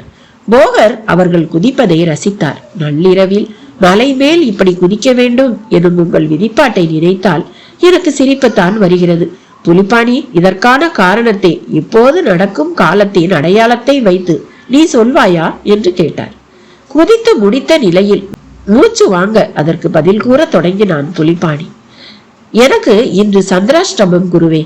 என் வரையில் சனியை இதனால் பார்த்து வந்த குரு வக்ரகதிக்கு சென்று விட்டார். எனவே மனம் மற்றும் உடலில் சனியின் பகுதியான கால்களால் கஷ்டப்பட வேண்டும் என்னும் கணக்கு சரியாக பொருந்துகிறது. அதே சமயம் என் கட்டத்தில் முதல் உச்சம் பெற்றவையானதால் அவனே ஔஷதக்காரகனாகி உங்கள் மூலம் மருந்தை தந்து நிவாரணமும் கிடைத்து விட்டது என்றான். உனக்கு பொருந்திய இந்த காலக்கணக்கு அஞ்சுகனுக்கும் எப்படி பொருந்தும்? இருவரும் வெவ்வேறு காலகட்டத்தில் நட்சத்திர கதியில் பிறந்தவர்கள் அல்லவா என்று கேட்டார். அஞ்சுகன் ஜாதகம் தெரிந்தால் அரை நொடியில் காரண காரியத்தை சொல்லிவிடுவேன் குருவே என்றார். அற்புதம், அது என்னவென்று பொழுது விடியட்டும் நீ கணக்கிட்டு பார்த்து சொல். இப்போது என்னை பின்தொடர்ந்து வாருங்கள் என்றார். போகர் பிரான் தீப்பந்தத்தை அச்சுகன் வசம் தந்தபடி நடக்க தொடங்கினார். அந்த சமதள பரப்புக்கு அப்பால் சரிவில் இறங்கினார். சரிவில் ஓரிடத்தில் சந்தன மரம் ஒன்று சிறிய அளவில் வளர்ந்து இருந்தது. அருகிலேயே ஒரு சிறு ஊற்று பொங்கி நீர் பெருகி கீழ் நோக்கி வாய்க்கால் போல சென்று கொண்டிருந்தது. அந்த மரத்தின் கீழ் 1.5 அடியில் ஒரு தேவி சிலை. சிலை முன்னால் காற்று தடுப்போடு 2 பெரும் அகல் விளக்குகள் எரிந்து கொண்டிருந்தன. சந்தன மரத்தில் பல தீ பந்தங்கள் செருகப்பட்டிருந்தன. அஞ்சுகன் போகர் கூறாமலே அவற்றுக்கு தன் பந்தத்து தீயை காட்டவும் அவை பற்றி கொண்டன. வெளிச்சம் அதிகரித்த நிலையில் தேவி சிலைக்கு கீழே ஒரு சர்ப்பம் சுருண்டு படுத்திருப்பது தெரிந்தது. அது விடைப்போடு நிமிர்ந்தது. போகர் அந்த சர்ப்பத்தையும் தேவி சிலையையும் ஒரு சேர வணங்கியவராக, தேவியின் காலடியிலேயே தஞ்சமடைந்து விட்டீரே என்று ஏதோ ஒரு மனிதனிடம் பேசுவது போல பேசவும், அது ஆமோதிப்பது போல தலையை அசைத்தது. இன்று பஞ்சமி, இன்னும் சில நிமிடத்தில் சஷ்டி திதி தொடங்கிவிடும். சஷ்டிக்குரிய அந்த முருகப்பெருமான் ஆலய கோட்ட நிமித்தம் இந்த மனோன்மணியை பிரம்ம முகூர்த்த காலத்தில் பூஜிக்கவே வந்தேன். தங்களுக்கு ஏதும் தடையில்லையே என்று போகர் கேட்கவும் அந்த சர்ப்பம் அங்கிருந்து விலகத் தொடங்கியது. போகர் திரும்பி அஞ்சுகன் மற்றும் புலிப்பாணியை பார்த்தார். அவர்கள் இமைக்க கூட தோன்றாமல் பார்த்தபடியே நின்றனர். அந்த சர்ப்பம் நீங்கள் நினைப்பது போல முட்டை பொரிய கர்மத்தால் ஜனித்த சர்ப்பம் அல்ல. உடல்தான் சர்ப்பமுடையது. உள்ளிருப்பது நாகமுனி என்னும் சித்தரின் ஆன்மா. உலக உயிரினங்களில் நாகர்கள் மனிதர்களைப் போல ஒரு ரகம். அந்த இனத்தில் வந்தவர்தான் நாகமுனி. மனித பிறப்பெடுத்துவிட்ட போதிலும் இறந்த ஒரு நாகத்தின் உடலில் புகுந்து நாக உடலில் வந்து வழிபாடு புரிபவர். உலகின் இச்சைக்குரிய எதுவும் நாகங்களுக்கு கிடையாது. குறிப்பாக சத்தம், அதிர்வை வைத்து அவை ஜீவிப்பவை. மனித மனம் கட்டுக்கடங்க காலமாகும். சர்ப்பமாக மாறும் பட்சத்தில் நொடியில் அடங்கிவிடும். எனவே இந்த விதத்தில் அவர் வழிபடுகிறார். எனக்கு வழிவிட்டும் சென்று விட்டார். நாம் சென்ற பிறகு திரும்ப வந்து விடுவார் என்று போகர் ஒரு நெடிய விளக்கம் அளித்தார். எங்களால் நம்பவே முடியவில்லை குருவே. ஒரு மனிதன் சர்ப்பமாக முடியும் என்பதை இப்போது உணர்கிறோம் என்றான் அஞ்சுகன். பரகாயம் அறிந்தவர்க்கு பிக்காயமும் பெரிதில்லை. அதை விட்டு தள்ளுங்கள். இதோ இவள் மனோன்மணி. காசிக்கு சென்ற இடத்தில் உபாசகர் ஒருவரிடம் இருந்து பெற்று வந்து இங்கே வைத்து சந்தன விருட்சத்தையும் நட்டேன். சந்தன நிழல் மனோன்மணிக்கு மிகவும் இதமானது. எந்த ஒரு காரியம் சித்திக்கவும் பராசக்தியின் அருள் பிரதானம். அதிலும் சித்தனுக்கு அருளவென்றே இவள் மனோன்மணியாக திகழ்கிறாள். இவளை பிரம்ம முகூர்த்த காலத்தில் எந்த திதியில் வணங்குகிறோமோ அந்த திதிக்குரிய யாவும் காலத்தால் வசியமாகும். அதோ ஊற்று. இவள் இங்கு அமரவும் ஊற்று தானாய் பொங்கியது. அதுவே இவள் சக்தியை சொல்லாமல் சொல்லிவிட்டது. நான் இதில் குளித்து தியானத்தில் மூழ்கப் போகிறேன். என்னோடு நீங்களும் அமர்ந்து தியானியுங்கள். குறிப்பாக தோஷமில்லாத பாஷாணம் கிடைக்க வேண்டும் என்பது உங்கள் வேண்டுதலாக இருக்கட்டும் என்றார். இன்று பாரதி அதிர்வில் இருந்து விடுபடாமல் அரவிந்தனையே பார்த்தபடி இருக்க, பாரதி, நான் பாட்டுக்கு பேசிக்கிட்டு இருக்கேன், நீ எதுவும் சொல்லாம நிற்கிறியே என்று மறுமுனையில் முத்துலட்சுமி கேட்டாள். பாரதியும் கலைந்தாள். என்ன பாட்டி சொன்ன என்று கேட்டான். அப்பா, பேசிட்டியா? ஆமா, நான் சொன்னது எதுவும் உன் காதலியே ஏறலையா என்றான். ஏறிச்சு. இப்ப அதுக்கென்னவா? உனக்கு யோகா மாஸ்டருக்கு நன்றி சொல்லணும்னு தோணலையா என்றான். நன்றி, சரி, ரொம்ப நன்றி. என்ன எனக்கு சொல்ற? அவருக்கு சொல்லு. இந்தாங்க மாஸ்டர். மறுபக்கம் அந்த கைபேசி கைமாறுவதும் ஹலோ பாரதி, வணக்கம் என்னும் திவ்ய பிரகாஷின் குரலும் ஒரு சேர ஒலித்தது. வணக்கம் ஜி. என்ன பாரதி, இப்படி நான் திரும்ப உன் கூட பேச வேண்டி வரும்னு நீ எதிர்பார்க்கல? மிக இதமாக கேட்டார். அப்கோர்ஸ், ஆனாலும் இதெல்லாம் சகஜம் தானே. பாரதியும் அழகாக சமாளித்தாள். இங்க உன் பாட்டியை சந்திச்சது சகஜமா இருக்கலாம். அதுக்காக உன் வாழ்க்கையில நடந்துகிட்டு இருக்கிற எல்லாத்தையும் அப்படி நினைச்சிடாதே. நீங்க என்ன சொல்ல வர்றீங்க? இல்ல, நீ ரொம்ப குழப்பத்துலதான் இருக்க. பழனிக்கு வா, முருகன் முன்னால நில்லு. அப்படியே போகரோட ஜீவ சமாதி முன்னால கை கட்டி 5 நிமிஷம் நில்லு. உன் எல்லா குழப்பத்துக்கும் கேள்விகளுக்கும் விடை கிடைச்சிடும். நான் குழப்பத்துல இருக்கேன்னு யார் சொன்னது ஜி? நான் நல்லா தெளிவாத்தான் இருக்கேன். பாரதி, எதுக்கு இப்படி என்னை சமாளிக்கிறதா நினைச்சு உன்னை நீயே ஏமாத்திக்கிற? இப்போ உன் எதிரில ஒரு இளைஞன் இருக்கணுமே. அவன் இனி உன்னோடதான் தொடர போறான். எல்லாமே ஒரு கணக்குத்தான் இந்த உலக வாழ்க்கையே. திவ்ய பிரகாஷ் ஏதோ வீடியோவில் பார்த்தபடியே பேசுவது போல் பேசிய பேச்சு பாரதியை கலக்கிவிட்டது. சரிஜி, நான் அப்புறம் பேசுறேன். பாட்டி வரையில நீங்க செஞ்ச உதவிக்கு நன்றி. இப்பவே நான் கேப் சர்வீஸுக்கு போன் பண்ணி பழனிக்கு ஒரு காரை அனுப்பி வைக்கிறேன். பாட்டி தரிசனம் முடிஞ்சு அதுல திரும்பி வரட்டும். தேங்க்யூ என்று சொல்லி வேகமாக கட் செய்தாள். அவள் பேசியதை வைத்து அரவிந்தனும் ஓரளவு புரிந்து கொண்டான். பாரதியோ எதுவும் பேசாமல் மௌனமாகவே இருந்தாள். என்ன பாரதி, பாட்டிக்கு ஏதாவது பிரச்சனையா? ஆமா அரவிந்த், கார் பிரேக் டவுன் ஆயிருக்கு.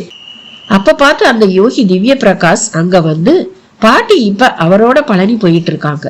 யோகி திவ்ய பிரகாஷ் யார் அது? நான் உங்ககிட்ட அவரை பத்தி சொல்லி இருக்கேன் அரவிந்த். எஸ், ரீடிங்ல எக்ஸ்பர்ட்டா இருக்கிறவர். ஏ, அந்த மனுஷனா? அங்க இப்படி ஒரு கோஇன்சிடென்ஸா? பை த வே, இப்ப நான் உங்க கூட பேசிட்டு இருக்கிறதையும் அப்படியே சொல்லிட்டாரு என்றாள் பாரதி. அட, பயங்கர கில்லாடியா இருப்பார் போல இருக்கே. ஏன் இப்படி எல்லாம் நடக்குது? எப்படி இப்படி நடக்க முடியும்? எது? என்னை சுத்தி நடக்கிற எல்லாம் தான் அரவிந்த். பழனிக்கு வா, முருகன் முன்னால நில்லு, போகர் முன்னால நில்லு, பதில் கிடைக்கும்னு அட்வைஸ் வேற பண்றாரு அவரு. அப்ப வேற எங்கேயும் பதில் இல்லைன்னு சொல்லாம சொல்லிட்டாருன்னு எடுத்துக்கலாமா என்றான் அரவிந்த். என்ன சொல்றீங்க? எதுக்கு டாக்ஸியை அனுப்பிக்கிட்டு? வா, நானும் வரேன், பழனிக்கு போவோம். அவர் சொன்ன மாதிரி முருகன் முன்னால போகர் முன்னால போய் நிப்போம். என்ன ஆகுதுன்னு பாத்துடுவோம். No, I can't. நீ வளர்ந்த விதம் உன்னை இப்படி சொல்ல வைக்குது. அப்புறம் உன் இஷ்டம் பாரதி. என்ன வளர்ந்த விதம்? நீங்களும் பொடி வைக்கிறீங்க. வேற என்ன சொல்ல? உன் வாழ்க்கைக்கு பக்தி தேவைப்படல. நீ பார்க்க பக்தி செலுத்துறவங்களும் உன்னை பெருசா அட்ராக்ட் பண்ணல. அப்ப நீ இப்படி எல்லாம் தானே பேசுவ? அரவிந்த், உங்க ஆரம்பம் ரொம்ப நல்லா இருந்தது. எல்லாமே ஜஸ்ட் கோ இன்சிடென்ட்ஸ்னு பேசிட்டு இப்ப அப்படியே தலைகீழா மாறி பேசுறீங்க. உண்மைதான், நாம பயணிக்கிற பாதையில யூட்டன் வந்தா நாமளும் திரும்பித்தானே தீரணும். அது எப்படி நாம திரும்பி போறதா அர்த்தமாகும்? அரவிந்த் சொன்ன உதாரணமும் அந்த கேள்வியும் அவளை கட்டி போட்டது. சட்டென ஒரு பதிலை சொல்ல அவளால் முடியவில்லை. திணற தொடங்கினாள். வைதபை, இந்த பொட்டி, வாள், இது எல்லாத்தையும் கூட விட்டு தள்ளு. இதெல்லாம் உன் வரையில ஆன்டிக்ஸா மட்டுமே இருக்கலாம். பாம்பு கூட தற்செயலா வந்துட்டு போயிருக்கலாம். ஆனா இந்த பழனி விஷயம் அப்படி எனக்கு தெரியல பாரதி. யோசி, நீ போக முடிவு செஞ்சா நானும் கூட வர்றேன். நீ எப்படியோ, நான் ஒரு ரைட்டரா இந்த அனுபவங்களை என்ஜாய் பண்ண தொடங்கிட்டேன். ஒரு எழுத்தாளனோட பெரிய கொள்முதலே அனுபவம் தானே என்ற அரவிந்த் புறப்பட்டு விட்டவன் போல எழுந்தான். அவளுக்கு அவன் விலகுவது சற்று ஏமாற்றமாக இருந்தது. என்ன அரவிந்த், டின்னருக்கு கூட வெளியே போகலாம்னு சொன்னீங்க, இப்ப கிளம்பிட்டீங்க என்றான். அப்கோர்ஸ், உனக்கு கொஞ்சம் இப்ப தனிமை தேவைன்னு எனக்கு தோணுது, அதான் நான் கிளம்பிட்டேன். இல்ல அரவிந்த், நீங்களும் போயிட்டா நான் இன்னும் குழம்பித்தான் போவேன். பேசுவோம். பேச பேச ஒரு கிளாரிட்டி கிடைக்கும் இல்லையா? கிளாரிட்டி எப்பவோ கிடைச்சாச்சு பாரதி. அதை உன்னாலதான் ஏத்துக்க முடியல. ஏன்னா நீ வளர்ந்த விதம் அப்படி. அதை தான் நானும் சொன்னேன். நான் வளர்ந்த விதம்னா அதை நீயே யோசி. அம்மா கிடையாது, அப்பா கூடவே இருந்தாலும் கிடையாதுதான். பணத்துக்கு பஞ்சம் இல்லை. ஆசைப்பட்ட எல்லாமே வாங்க முடிஞ்சவைதான். பங்களாவாசிங்கிறதால சமூக நெருக்கம் அதிகம் இல்லாத ஒரு அமைப்பு. இதனால மனித வாழ்க்கையோட நசுக்கங்கள் எப்படி இருக்கும்னே தெரியாத ஒரு போக்கு. குறிப்பா எங்கேயும் உனக்கு பிறரோட உதவி தேவையே படல. பிறர் உதவியே தேவைப்படாதப்ப கடவுள் உதவி மட்டும் எப்படி தேவைப்பட முடியும்? அதனால கடவுளை நினைக்கவே உனக்கு தோணல. இதெல்லாம் தான் நீ வளர்ந்த விதம்னு நான் நினைக்கிறேன் என்றான் அரவிந்த். எல்லாம் சரி, கடைசியா ஏன் கடவுள் கிட்ட வந்து முடிக்கிறீங்க என்றாள் பாரதி. உன்னை சுத்தி நடக்கிற அமானுஷ்யத்துக்கு விடை கடவுள் கிட்ட தானே இருக்கு. இது எல்லாம் அமானுஷ்யம் தானான்னே ஒரு கேள்வி எனக்குள்ள இருக்கு அரவிந்த். எதிர்பாராதது நடப்பதுதான் பாரதி வாழ்க்கை. அதை எதிர்கொண்டு வாழ்றதுலதான் சுவாரஸ்யமும் இருக்கு. அடுத்து நீ என்ன செய்ய போற? இப்ப இதுதான் என் கேள்வி. ஒரு விஷயத்துல நான் தெளிவா இருக்கேன் அரவிந்த். என் அப்பா தப்பு பண்ணிட்டாரு. அதுக்கு நான் பரிகாரம் செய்தே தீரணும்னு நினைக்கிறேன். That's all. அந்த யோகா மாஸ்டர், அவரோட அளப்புகள், அப்புறம் இங்க இந்த பொட்டி, வாள் எல்லாமே சுத்த ஹம்பக். முதல்ல நீங்க சொன்னீங்களே அந்த மாதிரி இதை தூக்கி போட்டுட்டு நம்ம வேலையை பார்த்தா ஒரு மாதிரி ஆரம்பித்து ஆவேசமாக முடித்தாள் பாரதி. அரவிந்த் உற்று பார்த்தான். என்ன பாக்குறீங்க? ஒண்ணுமில்ல. அறிவுக்கு சவால் விடுற விஷயங்கள் கிட்ட நீ பணிய மறுக்கிறத நான் ரொம்பவே ரசிக்கிறேன். அப்படியே செய் பாரதி. இதெல்லாம் என்ன ஆகுதுன்னு நானும் பாக்குறேன். அரவிந்த் அப்படி சொன்ன மறு வினாடி மருதமுத்துவை அழைத்தான். அவனும் ஓடி வந்து நின்றான். இந்த பொட்டி, அந்த கத்தி இரண்டையும் அந்த பழைய சாமான் விக்கிறவன் கிட்டயே கொடுத்துட்டு வந்துடுங்க. Come on quick. ஏமா? சொன்னதை செய், காரணம் எல்லாம் கேட்காதே என்றாள் பாரதி. அவன் பணத்தை திருப்பி தர மூக்கால அழுவானாய்மா. பணமே வேண்டாம், இது இங்க இருந்து போனா போதும் எனக்கு என்றாள் பாரதி. அப்ப இது இங்க இருக்க கூடாது, அவ்வளவுதானேம்மா. நான் என் வீட்டுல கொண்டு போய் வச்சுக்கிறேனே. என்னமோ செய், உனக்கு 5 நிமிஷம் தான் டைம். அது இங்க இருந்து போயிடணும். பாரதி கட்டளை இட்டு விட்டு அரவிந்தனை பார்த்தான். அவன் முகத்தில் மிக சன்னமாக ஒரு சிரிப்பு. இந்த சிரிப்பு கேலி சிரிப்பா இல்ல என்று பாரதி கேட்கவும் வாய்விட்டு சிரித்தவன், பாட்டிக்கு கேப் சொல்லிடு, அப்புறம் அந்த திவ்ய பிரகாஷ் தன் கார்லயே கூட்டிக்கிட்டு இங்க நேரா வந்துட போறாரு என்றார். என் காரையே நான் அனுப்பிடுறேன் அரவிந்த், கேப் கூட சொதப்புனாலும் சொதப்பிடும் என்று சொல்லும் போதே பானு உள்ளே நுழைந்து கொண்டிருந்தான். பானு, ஒரு டிரைவரை அரேஞ்ச் பண்ணி பாட்டியோட நம்பரை கொடுத்து உடனே பழனிக்கு அனுப்பு, பாட்டியோட கார் பிரேக் டவுன் ஆயிடுச்சான். Okay madam. லுக், பாட்டி நம்ம கார்ல தான் வரணும், மீறி வேற எந்த கார்லயாவது வந்தா நீ இங்க வேலையில இருக்க மாட்ட. பாரதி சொன்ன விதமே சற்று மிரட்டலாக இருந்தது. அப்போது பெட்டி வாள் இரண்டையும் மருதமுத்து தூக்கி செல்வதை பார்த்தவள் சற்று திகைத்தாள். வெள்ள நழுவி அவனை நோக்கி சென்றவள், யோ இதையெல்லாம் எங்க எடுத்துட்டு போற என்று படபடத்தாள். அம்மா இதை என்ன எடுத்துக்க சொல்லிட்டாங்க. யோ என்னையா சொல்ற? அதான் சொல்றேன்ல, சும்மா நம்பாம கேட்டா என்ன அர்த்தம் என்றபடியே மெயின் கேட்டை கடந்து மறைந்தும் போனான். அதே சமயம் பானு குழப்பத்தோடு நின்ற இடத்துக்கு நேர் மேலே பிரமிட் வடிவ கூரை, கூரை சரிவில் காற்றும் வெளிச்சமும் நுழையும் விதத்தில் வடிவமைக்கப்பட்டிருந்த ஓடு ஒன்றின் உட்புறத்தில் அந்த சர்ப்பம். ஹாஸ்பிட்டல் படுக்கையில் சற்றே சாய்ந்து அமர்ந்த தோற்றத்தில் ராஜமகேந்திரன் இருக்க, சீப் டாக்டரில் இருந்து ஒரு கூட்டமே அவரோடு பேச வேண்டியதை பேசிவிட்டு நகர்ந்து கொண்டது. எல்லோரும் சென்றுவிட வெளிரி போன முகத்தோடு ராஜமகேந்திரன் அருகில் இருந்த இரத்த அழுத்தமானியை பார்த்தார். அதில் ஓர் ஒளிப்புள்ளி மிக்கி மவுஸ் போல ஓடி விளையாடி கொண்டிருந்தது. மேலே நிழல் படமும் திரும்பினார் உதவியாளர் கணேசபாண்டியன். என்னையா இப்படி சொல்லிட்டாங்க டாக்டருங்க என்று கணேசபாண்டியன் கேட்கவும் ராஜா மகேந்திரன் கண்களில் நீர் திரள்வது நன்கு தெரிந்தது. அந்த கண்கள் இரண்டும் அதற்கு முன்பு வரை எப்போதும் எதற்காகவும் அழுததே இல்லை. ஐயா, நீங்களா அழுவுறீங்க? இனி எப்பவும் எழுந்து நிற்கவே முடியாதுன்னா அது முருனே சுல்தானாவே இருந்தாலும் அழுகை வந்துடும் பாண்டி. சிங்கப்பூர் மலேசியான்னு போய் காசை இறைச்சா சரியாகாதுங்களா? வந்துட்டு போன டாக்டர்ல ஒருத்தர் சிங்கப்பூர், ஒருத்தர் மலேசியா. சரி விடுங்க ஐயா, உசுறு பொழைச்சிங்களே, அதை நினைச்சு சந்தோஷப்படுங்க. பாண்டி, இதுக்கு சாவு 1000 மடங்கு மேலியா. அப்போது அவன் கைபேசியில் மண்ணானாலும் திருச்செந்தூரில் மண்ணாவேன் என்கிற டிஎம்எஸ்ஸின் அழைப்பொலி ஒதுங்கி சென்று காதை கொடுத்துவிட்டு திரும்பி வந்த கணேசபாண்டி முகத்தில் கோரமாய் மை பூசியது போல ஒரு பீதி. யார் பாண்டி? ஐயா, வேங்கையன அவன் விரோதிங்க மாறுகால் மாறுகை வாங்கிட்டாங்களாம். யாரு? வேங்கையனையா? ஆமையா, சப் இன்ஸ்பெக்டர் ரவிக்குமார் ஐயாவும் உங்களை போலவே காலு போய் இப்ப ஆஸ்பத்திரியில கிடக்காரு ஐயா. நிஜமாவா? இதையெல்லாம் நீ ஏன் முதல்லயே சொல்லல? என்னத்தையா சொல்ல, அந்த குமாரசாமி இடத்துக்கு நீங்க ஆசைப்பட்டிருக்க கூடாதுயா. நீ என்ன சொல்ற? ராஜ மகேந்திரன் கேள்விக்கு பாரதியின் எதிர்வினை தொட்டு சகலத்தையும் கூறி முடித்தார் கணேசபாண்டியன். ராஜ மகேந்திரனிடம் ஒரு ஸ்தம்பிப்பு. சொல்லி வச்ச மாதிரி அந்த குமாரசாமிக்கு துரோகம் செஞ்ச நீங்க 3 பேருமே இப்ப நடமாடவும் முடியாம சாகவும் முடியாம ஆஸ்பத்திரியில கிடக்குறீங்க. நல்ல மனுஷன் சாபத்துக்கு சக்தி உண்டுங்கிறது மெய்தான் போல. கணேசபாண்டியன் முத்தாய்ப்பில் ராஜ மகேந்திரன் இதயத்தில் ஒரு யானை மிதி. பழனி அடிவாரத்தில் காரில் இருந்து இறங்கினாள் முத்துலட்சுமி. கூடவே அந்த யோகி திவ்ய பிரகாஷும் இறங்கினார். நடந்து மலையேற ஆசைப்படுற உங்க பிரார்த்தனை ரொம்ப உயர்ந்ததுதான், நிதானமா ஏறுவோம், ஒன்னும் அவசரம் இல்லை என்றபடியே உதவியாளர் தந்த தேங்காயை வாங்கி அடிவாரத்தில் சிதறுகாய் போட்டார். பின்னாலேயே இன்னொருவர் 1க்கு 3 காய்களை மலைக்கே ஆரத்தி காட்டுவது போல காட்டிவிட்டு ஓங்கி உடைத்தார். அதில் ஒன்று துளியும் உடையாமல் பந்து போல் எகிரி தோட்டா போல முத்துலட்சுமியின் நெற்றி போட்டு நோக்கி சென்று தாக்கியது. அடுத்த நொடி இரத்த பெருக்கோடு அப்படியே முதல் படி மேல் சரிந்து விழத் தொடங்கினாள் முத்துலட்சுமி. அன்று அந்த பிரம்ம முகூர்த்த வேளையில் அவரோடு சேர்ந்து தங்களையும் உபாசிக்க சொன்ன போகரை அஞ்சுகனும் புலிப்பாணியும் மகிழ்ச்சியுடனும் விம்மிதத்துடனும் பார்த்தனர். அந்த வேளையில் அஞ்சுகனுக்குள் ஒரு கேள்வியும் எழும்பியது.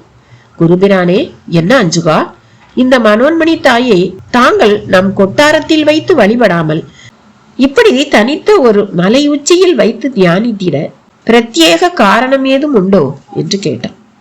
உண்டு, ஒரு காரணம் அல்ல, பல காரணங்கள் உண்டு என்றார் போகர். நாங்கள் அதை அறியலாமா குருவே என்று கேட்டான். தாராளமாக. எனக்கு பிறகு வரும் காலத்தில் சித்தயோக நெறி தொடர வேண்டும் என்றால் நீங்கள் நான் அறிந்த சகலத்தையும் அறிந்தாக வேண்டும். அதன் பொருட்டு விளக்கமாகவே கூறுகிறேன், நன்றாக கேட்டுக்கொள்ளுங்கள். பூமியில் சமதளமான நிலப்பரப்புக்கும் சரிவான மலையக நிலப்பரப்புக்கும் நிறைந்த வேற்றுமை உண்டு. புவியீர்ப்பு விசைப்பாட்டிலும் இந்த இரு இடங்களிலும் மெல்லிய மாறுபாடுகள் உண்டு. குறிப்பாக ஆகாயம் நோக்கி செல்ல செல்ல குளிர்ந்த தன்மை அதிகமாகும். மலை உச்சிகளில் குளிர் நிலவ காரணமும் அதுதான். இந்த குளிர்வான நிலை மன ஒருமைக்கும் கட்டுப்பாடுக்கும் உதவி செய்யும் ஒரு காரணி. ஒரு யோகியின் பலமே இந்த மன ஒருமைதான். எனவேதான் நாடு நகரங்களை விட காடும் மலையும் யோகியருக்கு ஏற்ற இடங்களாகின. குறிப்பாக இமயம். அடுத்து கூறிய மலை முகடுகளில் அபரிமிதமான ஒரு சக்தி எப்போதும் காந்த அலை போல உருவானபடியே இருக்கும். அப்படி ஒரு இடத்தில் அசுர சக்திகள் சென்றுவிடக்கூடாது. எனவே தேவ சக்தியை நிலைநிறுத்தும் விதமாக இறை மூர்த்தங்களை வைத்து வழிபாடுகள் புரியும் போது சுற்றுச்சூழலில் இயற்கை சமன்படும், மக்கள் வாழ்வில் அமைதியும் ஏற்படும். ஒரு தரை கோயிலை விட மலை கோயில் என்பது 100 மடங்கு சக்தி அதிகமுடையது. வழிபாடு செய்ய வருபவர்களும் மிகுந்த எத்தனை பாட்டாலே உச்சிக்கு வர முடியும். அப்படி முயன்று வரும் சமயம் உடம்பில் 7 ஆதார புள்ளிகளும் அவர்கள் வரையில் ஒரு நேர்கோட்டில் மிகுந்த தூண்டலுடன் இருக்கும். மன ஒருமையோடு வழிபாடு நிகழ்த்தும் போது காற்று வழியே அந்த சக்தி உடலில் பரவி உடல் மனம் எனும் இரண்டும் மிகுந்த சக்தியை கிரகித்துக் கொள்ளும். இப்படி மலை முகடுகளையொட்டி தெரிந்து கொள்ள அநேக காரணிகள் உள்ளன. இந்த மனோன்மணி தாயை நான் நம் கொட்டாரத்தில் வைத்து வழிபடாததற்கு பெரிதான காரணம் ஏதும் இல்லை. இவளை எவரும் எங்கும் வைத்து வழிபடலாம். தூய்மையான பக்தியே பிரதானம். இந்த மலைமுகட்டை நான் தேர்வு செய்ய காரணம், இது ஒரு அசாதாரண நிலப்பரப்பு. சமதளத்தில் பூகோள மையமாக தில்லை எனும் தலம் உள்ளது. மலைமுகட்டில் பூமத்திய ரேகையை ஒட்டியும் அதிக அளவு செவ்வாய் எனும் கோளின் கதிர்வீச்சை கிரகிக்கும் தன்மை கொண்டதாகவும் இந்த பொதினி முகடே என் ஆய்வில் காண கிடைக்கிறது. என் யூகம் சரியாக இருக்குமானால் இந்த உலகில் பிறந்து வளரப்போகும் மானுடர்களில் 1/7 பகுதியினர் தங்கள் வாழ்நாளில் ஒரு முறையாவது இந்த மலை உச்சிக்கு வந்து செல்லும் விதிப்பாட்டை உடையவர்களாக இருப்பார்கள். அவர்கள் தங்களையும் அறியாமல் தாங்கள் திரும்பி செல்லும் இடத்தில் இந்த மலை உச்சியில் பெற்ற அருள் கதிர்களை பரப்புபவர்களாகவும் இருப்பார்கள். இதனால் திருவருள் குருவருள் எனும் இரு வினைப்பாடு வரும் காலங்களில் ஒரு இடையறாத இயக்கமாக நாள்தோறும் நடந்தபடி இருக்கும். அது பூ உலகில் அசுர சக்திகளின் வலிமையை எப்போதும் ஒரு கட்டுப்பாட்டில் வைத்திருக்கும். போகரின் இந்த நெடிய விளக்கம் இருவரையும் பிரமிப்பில் ஆழ்த்தியது. பிரானே, இந்த உலகில்தான் எத்தனை நுட்பமான சங்கதிகள்! தங்களால் நாங்களும் இதை அறியும் பேறு பெற்றவர்கள் ஆகிறோம்.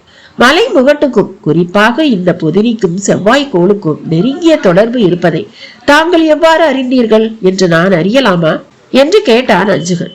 எல்லாம் என் குருநாதர்கள் எனக்கிட்ட பிச்சை. குறிப்பாக இமயத்து சித்தர்கள். இன்று என் முன் நீங்கள் இருப்பது போல ஒரு நாள் அவர்கள் முன் நான் இருந்தேன். அவர்களே பிரபஞ்ச ஞானத்தை எனக்கு அருளியவர்கள். நீங்கள் அவர்களோடு இமயத்தில் வசிக்காமல் இங்கே வர காரணம்? கேள்விகள் போதும் அஞ்சுகா. பிரம்ம முகூர்த்த காலம் பலம் மிக்கது. அதன் 3 நாளிகை காலம் அசாதாரணமானது. இந்த வேளையில் உள்ளங்கையில் உப்புடன் நாம் எதை வேட்கையோடு தியானிக்கிறோமோ அது நம்மை நோக்கி வந்து நிற்கும். நீங்கள் பாஷாண விருப்பத்தோடு தியானியுங்கள். உங்கள் கேள்விகளுக்கெல்லாம் பதிலை நான் பின்வர போகிற சமயங்களில் நிச்சயம் சொல்லத்தான் போகிறேன். ஆனால் இப்போது உரையாடல் வேண்டாம் என்று அவர்களை நெறிப்படுத்தியவர் அருகில் இருந்த சுனையில் நீராடிவிட்டு வந்து கைகளை நீட்டச் சொல்லி தன் ஆடை முனையில் கட்டி எடுத்து வைத்திருந்த பழுப்பான உப்பை ஒரு கைக்கு 1 பிடி என்று 4 கரங்களுக்கும் 4 கைப்பிடி அளித்தார். தானும் அதுபோல உள்ளங்கையில் உப்போடு தான் வழக்கமாக அமர்ந்திருக்கும் ஒரு பானை வயிறு போன்ற பாறை மேல் அமர்ந்து கண்கள் செருகிட விரைப்பானார். உடல் ஈரமும் மெல்ல காயத் தொடங்கியது. அவர்கள் இருவரும் கூட அவ்வாறே ஆகினர். பிரம்ம முகூர்த்த காலம் குறித்து போகர் முன்பே விளக்கி இருக்கிறார். உலகம் முழுக்க அந்த வேளையில் மனித இனமே ஒரே அளவிலான 9 அங்குலம் எனும் அளவில் சுவாசகதியோடு இருக்கும். காற்று போக்கும் மேல் கீழ் என்று இல்லாமல் படுத்திருப்பதால் இடம் வலம் என்று இருக்கும்.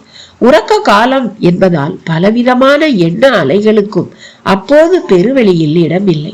எனவே காற்றின் உட்கூறுகளில் ஜீவ அம்சம் மிகுந்தும் குளிர்ந்தும் இருக்கும்.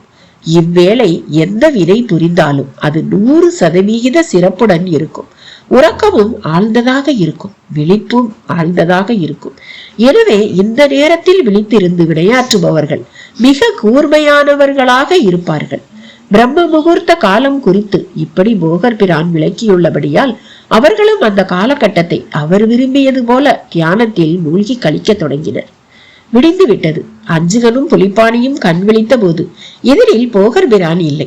அவர்கள் உள்ளங்கை உப்பு கூட கொழுக்கட்டை பிடித்தது போல கட்டி போயிருந்தது. எழுந்து தங்கள் கைகளை சுனை நீரில் கழுவிக்கொண்டு அப்படியே முகத்தையும் கழுவி கொண்டனர். பெரிதாக குளிர் தாக்கம் தெரியவில்லை. நேரம் கடந்ததையும் உணர முடியவில்லை. பகல் வெளிச்சத்தில் மனோன்மணி சொரூபம் பளிச்சென்று தெரிந்தது. தங்களையும் அறியாமல் இருவரும் கைகூப்பி விட்டு அங்கிருந்து அகல முற்பட்ட போது ஓர் அதிசய காட்சியை அவர்கள் காண நேர்ந்தது. சரிவிலிருந்து மேலே வந்து சமதள நீலப்பரப்பில் நின்ற போதுதான் அந்த காட்சியும் கண்ணில் பட்டது. எதிரில் அந்த சமதள பரப்பில் மலையுச்சியின் மையப்புள்ளி போன்ற பாகத்தில் ஒரு சுழிக்கம்பு நடப்பட்டிருந்தது. அதன் கைப்பிடி பாகத்தில் 3 12 மணிகள் கயிறு கொண்டு கட்டப்பட்டிருந்தன. அந்த களியின் கீழே நாகம் ஒன்று படம் விரித்தபடி நின்றபடி இருக்க, இடம் வலமாய் ஒரு புறம் தோகை வைத்த மயிலும் மறுபுறம் மிளிர் கொண்டை சேவலும் நின்று கொண்டிருந்தன. இருவரும் அந்த காட்சியில் வைத்த விழியை எடுக்க இயலாதபடி பார்த்தனர். இது என்ன விசித்திர காட்சி! ஒன்றுக்கொன்று மாறுபட்ட குணப்பாடு கொண்ட ஜீவன்கள் இங்கே இந்த கைத்தடி முன் எதனால் இப்படி நின்றபடி இருக்கின்றன என்று அவர்களுக்கு தெரியவில்லை. எதனாலோ அவர்கள் கரங்களும் கூப்பி வணங்க தொடங்கிட முதலில் சர்ப்பம் விலகியது. பிறகு சேவல் பறந்து சென்றது. மயிலும் பெரும் அகவலுடன் பறந்து மறைந்தது. இருவரும் அந்த கோலை நெருங்கினார்கள். மங்கள நிகழ்வுகளுக்கு பந்தக்கால் நடுவது போல அந்த கோல் நடப்பட்டிருந்தது. அதன் நுனியில் கட்டப்பட்டிருந்த சதங்கைகளும் காற்று வீச்சில் லேசாக சினுங்கின. காற்றின் வீச்சலான சப்தம் நடுவே அந்த சலங்கைகளின் சத்தம் மிக இனிமையானதாக இருந்தது. அது ஒரு பிரத்யேக அனுபவமாக இருந்தது இருவருக்கும். கொட்டாரத்துக்குள் அவர்கள் நுழைந்த போது தூமாட்டி கிழவன் வில் தராசு போன்ற தண்ணீர் பானை தராசை சுமந்தபடி கொட்டார அடுமனை நோக்கி சென்று கொண்டிருந்தான். ஊழியக்காரர்களால் காது வளர்ந்த பாலாடுகளிடமிருந்து பீச்சல் நிகழ்வு ஒருபுறமும், பசுக்களிடம் கோமிய கலையங்களில் கோமிய சேமிப்பு ஒருபுறமும் நிகழ்ந்து கொண்டிருந்தன. துளி நிழலும் இன்றி சூரிய ஒளி படும் தளங்களில் பல்வகை மருந்து பொருள்கள் காலை வெயில் கணக்கை உத்தேசித்து காய வைக்கப்பட்டிருந்தன. அவற்றில் பெரும்பாலும் வேர்களே மிகுதியாக இருந்தன.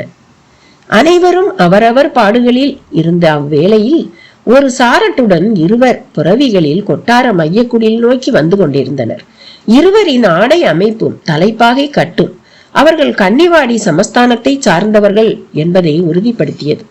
ஒரு கட்டத்தில் புறவியை விட்டு இறங்கி புறவியை அருகில் இருந்த நிலவேம்பு மரத்தண்டில் கட்டியவர்கள் சாரட்டுக்காரர்களை நிற்க சொல்லிவிட்டு மைய குடில் முன் சென்று நின்று அங்குள்ள வெண்கல மணியை ஒரு முறை இசைத்தனர். கச்சிதமாய் அஞ்சுகனும் புலிப்பாணியும் அவர்கள் முன் வரவும் ஏறிட்டு பார்த்தனர். சத்தம் கேட்டு மைய குடிலுக்குள் இருந்து போகரின் உதவியாளன் கம்பண்ணனும் வந்து சேர்ந்தான். அந்த புறவிக்காரர்கள் வணங்க தொடங்கினர். வாழ்க போகர் பிரான், வளர்க அவரது சித்த நெறி. தாங்கள் கன்னிவாடி சமஸ்தான காவல் ஊழியர்கள். என் பெயர் அதிவீரன், இவன் ஆனைமுடி. வந்த நோக்கம், எங்கள் எஜமானர் கடும் ரோகத்தில் இருக்கிறார். எழுந்து அமரக்கூட சக்தி அவரிடம் இல்லை. காமாலை முற்றிவிட்டது. உயிர் பிழைப்பது அரிது என்று கூறியதோடு நோயை கட்டுப்படுத்த இயலாததால் அஞ்சி ஊரை விட்டே வெளியேறிவிட்டார் எங்கள் பரம்பரை வைத்தியர். எங்கள் எஜமானிதான் தங்களை வேகமாக அழைத்து வர பணித்தார். கம்பண்ணன் கேட்டபடி இருக்கும் போதே போகர் பிரான் பின்னால் வந்து நின்றார். அதே வேகத்தில் புலிப்பாணியை பார்த்தவர், புலி காலகதி எவ்வாறு உள்ளது என்று கூறு பார்ப்போம் என்றார். புலிப்பாணியும் நீர்க்கடிகையை நெருங்கி சென்று ஒரு பார்வை பார்த்தும் உடில் கொடி கம்ப நிழலை ஒரு பார்வை பார்த்தும் இரு கைகளின் 28 கண்ணிகளை வைத்து வேகமாக ஒரு கணக்கை போட்டவன், பிரானே, நிகழ்ந்து கொண்டிருப்பது குரு ஹோரைக்கான காலகதி. எதை செய்தாலும் நல்ல விதமாகவே முடியும் என்றால் சங்கனை அழைத்துக் கொண்டு இவர்களோடு செல். சிமிலியையும் தோளில் வைத்து அழைத்து செல். சங்கன் நாடி பார்த்த நிலையில் என்னை தியானித்திட நான் இங்கிருந்தவாறே மருந்தை கூறிடுவேன். அவசியத்தின் பொருட்டு சிமிலியை பயன்படுத்த நவ சம்பூடத்தை எடுத்துக் கொள்ளுங்கள். தங்க ஊசி, வெள்ளி ஊசி, உலோக ஊசிகளையும் எடுத்துக் கொள்ளுங்கள். 10 நாளிகைக்குள் அனைத்தும் நலமாக அந்த மனோன்மணியும் தண்டபாணியும் அருளட்டும் என்றார். நவ சம்பூடம், சிறு ஊசிப்பட்டி இவற்றோடு சிமிலி என்கிற பெயர் கொண்ட பந்தய புறா ஒன்றும் கம்பண்ணன் பிடித்து வர அது புலிப்பாணி தோளில் விடப்பட்ட நிலையில் சிறகை ஒரு முறை விசைத்து காட்டியது. இப்போதே பறக்க முனையாதே, சாரட்டை தொடர்ந்து நீ வந்தால் போதும் எனும் போதே சங்கன் எனும் சீடன் தோளில் ஒரு மான் தோளால் ஆன பையுடன் போகர் பிரான் முன் வந்து வணங்கியவனாய் அந்த புறவிக்காரர்களின் சாரட்டில் ஏறிக்கொண்டான். புலிப்பாணியும் இன்னொரு புறம் ஏறிக்கொண்டான். தாங்கள் வருவீர்கள் என்றே சாரட்டுடன் வந்தோம் என்ற புறவிக்காரர்களை பார்த்த போகர், என் சீடர்கள் என்னை விட கெட்டிக்காரர்கள், கவலை வேண்டாம், சுணக்கம் வேண்டாம், எல்லாம் நலமாகும் என்றிட சாரட்டும் திரும்பியது. புறவிகள் விரையத் தொடங்க சிமிலிப்புறா அந்த புறவிகளுக்கு நேர் மேலே அவர்களைப் போலவே கன்னிவாடி நோக்கி பறக்க தொடங்கியது. இன்று அவசரத்துக்கு பழனிமலை அடிவாரத்தில் கண்ணில் பட்ட அந்த ஆஸ்பத்திரியே போதுமானதாக இருந்தது. சொத சொதவென இரத்த கசிவுகளோடு அரைமயக்க நிலையில் இருந்த முத்துலட்சுமியை திவ்ய பிரகாஷ் கைத்தாங்களாக அழைத்து சென்று முகப்பில் உள்ள மர பெஞ்சில் உட்கார வைத்தார். பெரிய படகு போன்ற காரிலிருந்து இறங்கி வருகின்றனர் என்கிற ஹோதாவே டாக்டரை அந்த மர பெஞ்சு அருகே வரவழைத்து விட்டது. முத்துலட்சுமியின் நிலை எதையும் பெரிதாக கேட்க விடவில்லை. எப்படி இப்படி ஆச்சு என்று மட்டும் கேட்டார். சிதறு தேங்காய் பட்டு தெரிச்சிடுச்சு டாக்டர், ஸ்டிச் பண்ற அளவு காயம், நிறைய பிளட் லாஸ், அதனால ஃபர்ஸ்ட் எய்டோடு சலைன் கொடுக்கறது நல்லதுன்னு நினைக்கிறேன், பல்ஸ் எல்லாம் வெரி நார்மல் என்றார் திவ்ய பிரகாஷ். அந்த டாக்டர் பதிலுக்கு அவரை வியப்போடு பார்த்தார். திவ்ய பிரகாஷின் தோற்றம் அவருக்குள் ஒரு மரியாதையை உருவாக்கி இருந்தது. அதற்குள் டாக்டரின் உதவியாளர் மிக வேகமாய் முத்துலட்சுமியின் இரத்த பெருக்கை பஞ்சு கொண்டு துடைத்து காயத்தை சுத்தம் செய்ய தொடங்கி இருந்தார். நீங்க? ஐயம் திவ்ய பிரகாஷ், கர்மயோகி, மாஸ்டர் ஆஃப் இந்தியன் யோகாஸ். ஓ, நீங்க தானா அவரு? ஒரு தமிழ் வீக்லியில கூட உங்க இன்டர்வியூவை பார்த்தேன். அந்த வீக்லியோட சப் எடிட்டரின் பாட்டி தான் இவங்க. இன்னும் கொஞ்சம் அழுத்தமா சொல்லணும்னா MP ராஜா மகேந்திரனோட mother. Oh, both are celebrities. இங்க வந்ததுல ரொம்ப சந்தோஷம். ஆனா சந்தோஷமாலாம் நாங்க வரல டாக்டர், நீங்க கொஞ்சம் பேஷண்ட் கிட்ட கான்சன்ட்ரேட் பண்ணுங்க, நான் ஒரு போன் பண்ணிட்டு வந்துடுறேன். திவ்ய பிரகாஷ் ஒதுங்கி சென்றார். வெளியே பிதுங்கி வழியும் டிராபிக். திவ்ய பிரகாஷின் காரை ஒரு தோல்பைக்காரன் நெருங்கி ஓர் உள்ளங்கை அளவு சிட்டையை கொடுத்து 50 ரூபாயை எடுக்க சொல்லி கொண்டிருந்தான். திவ்ய பிரகாஷின் டிரைவர் பதிலுக்கு தலையில் குடுமியும் குடுமியில பூவுமா யாராவது வந்தா அவங்க கிட்ட போய் கேளு என்று சொன்னபடி இருக்க திவ்ய பிரகாஷ் கார் கதவை திறந்து கொண்டு ஏறி அமர்ந்தார். அந்த தொப்பைக்காரனோ கார் முகப்பை பலமாய் தட்டி, லட்சக்கணக்குல போட்டு கான்ட்ராக்ட் எடுத்திருக்கோம், ஏரோப்ளைன் கணக்கா வந்துட்டு குடுமி பூவுனா நான் விட்டுருவேனா என்று கத்த தொடங்கி இருந்தான். பதிலுக்கு திவ்ய பிரகாஷ் தன் அகன்ற விழிகளால் அவனை உற்று பார்த்தார். அவனும் பார்த்தான். சில நொடியிலேயே அமைதியானவன் சரி போயிடுறேங்க என்றபடி விலகி கொண்டான். இவன் மாதிரி லோபர் கிட்ட எல்லாம் வாய கொடுக்காத, டேஷ் போர்டுல இருக்கிற பணத்தை எடுத்து முகத்துக்கு நேராய் ஏறி ஓடிடுவானுங்க என்றபடியே போனில் பாரதியை பிடித்திருந்தார். பாரதி, எஸ் பிரகாஷ் ஜி, உன் கூட கொஞ்சம் பேசணுமா? அதான் பேசிட்டே இருக்கீங்களே. என் வரையில உன்கிட்ட ஒரு அவேர்னஸ் இருக்கு. அவேர்னஸ் 2 விதம், ஒன்னு பாசிட்டிவ், இன்னொன்னு நெகட்டிவ். என் வரையில உன்கிட்ட இருக்கிறது negative. I don't mind that. நான் இப்ப சொல்ல போறத கவனமா கேட்டுக்கோ என்று பீடிகை போட்டவர் முத்துலட்சுமி காயம் பட்டு ட்ரீட்மெண்டில் இருப்பது வரை சொல்லிவிட்டு, இப்ப நான் ஆஸ்பத்திரி வாசல்ல இருந்துதான் பேசுறேன், அவங்களுக்கு இப்ப நல்ல ரெஸ்ட் தேவை, ஒரு நல்ல ஹோட்டல்ல ரூம் போட்டு நான் பாத்துக்கிறேன், உன்னால இங்க வர முடியுமா என்று முடித்தார். மறுமுனையில் பாரதியிடம் ஒரு அடர்வான மௌனம். பாரதி, நான் பேசுறது கேக்குதா? எஸ் ஜி, ஆனா நீ இப்ப என்ன நினைக்கிறேன்னு எனக்கு தெரியும். உன்னை சுத்தி இப்ப நடக்கிற எல்லாமே ரொம்ப மிஸ்டிக்கா இருக்கிறதா நினைக்கிற.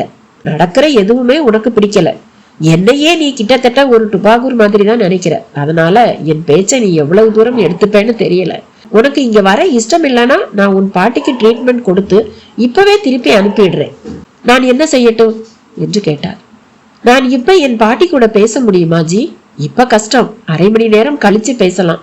சலைன் இறங்க இறங்க தெம்பு வந்துடும் என்றார். உங்களோடு தொடர்ந்து வந்து சாமி கும்பிட முடியாதா என்று கேட்டார்.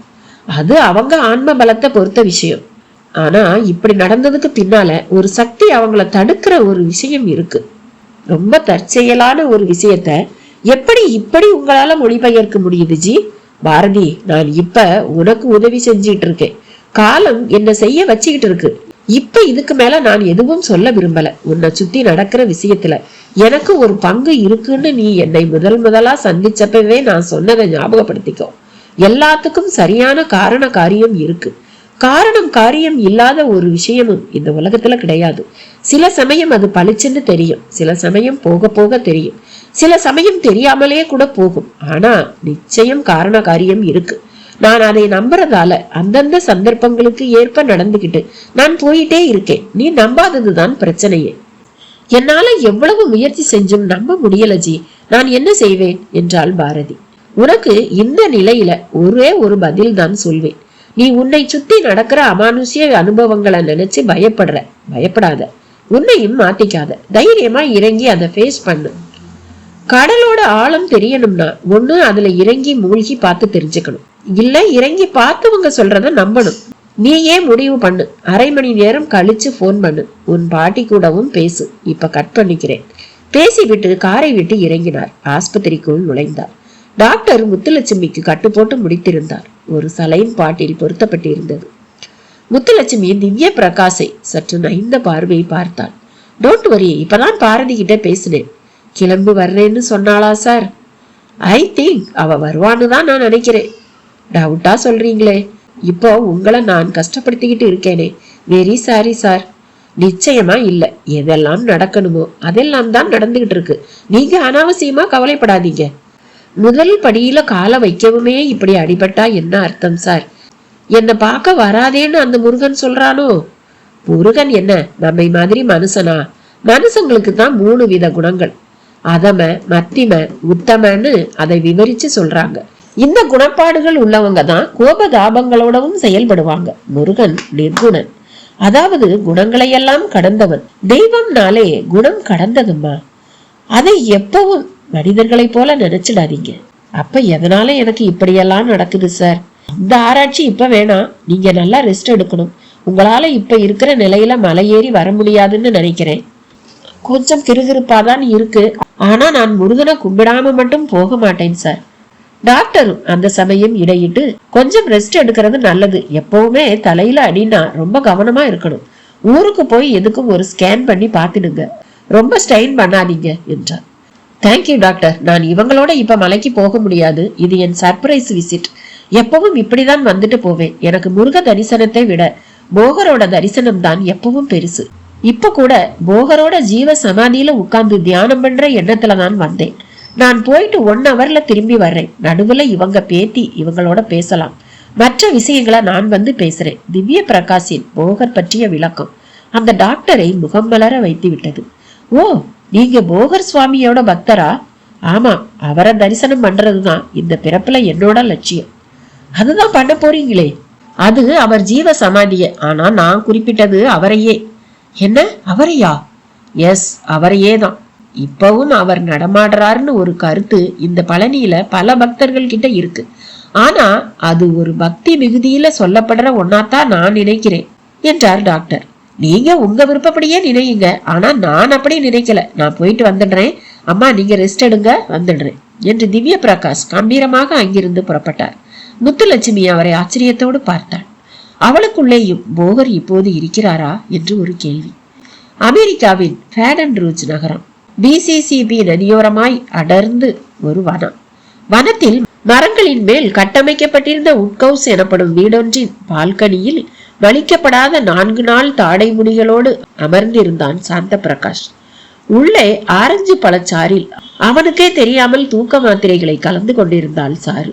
பிசிசிபி நதி மேல் ஒரு சரக்கு கப்பல் நிதானமான ஒரு வேகத்தில் சென்று கொண்டிருந்தது. பால்கனியில் இருந்து அந்த மரத்தின் கிளைகளின் இடைவெளி வழியாக நன்றாக பார்க்க முடிந்தது. யதார்த்தமாக கீழே பார்த்தபோது அலிகேட்டர் வகைப்பட்ட 2 முதலைகள் அந்த ஆறு போதும் என்பது போல கரையேறி கீழே மரத்தடியில் தங்களுக்கு மிக பிடித்தமான காட்டு நாய்களை தேடிக்கொண்டிருந்தன.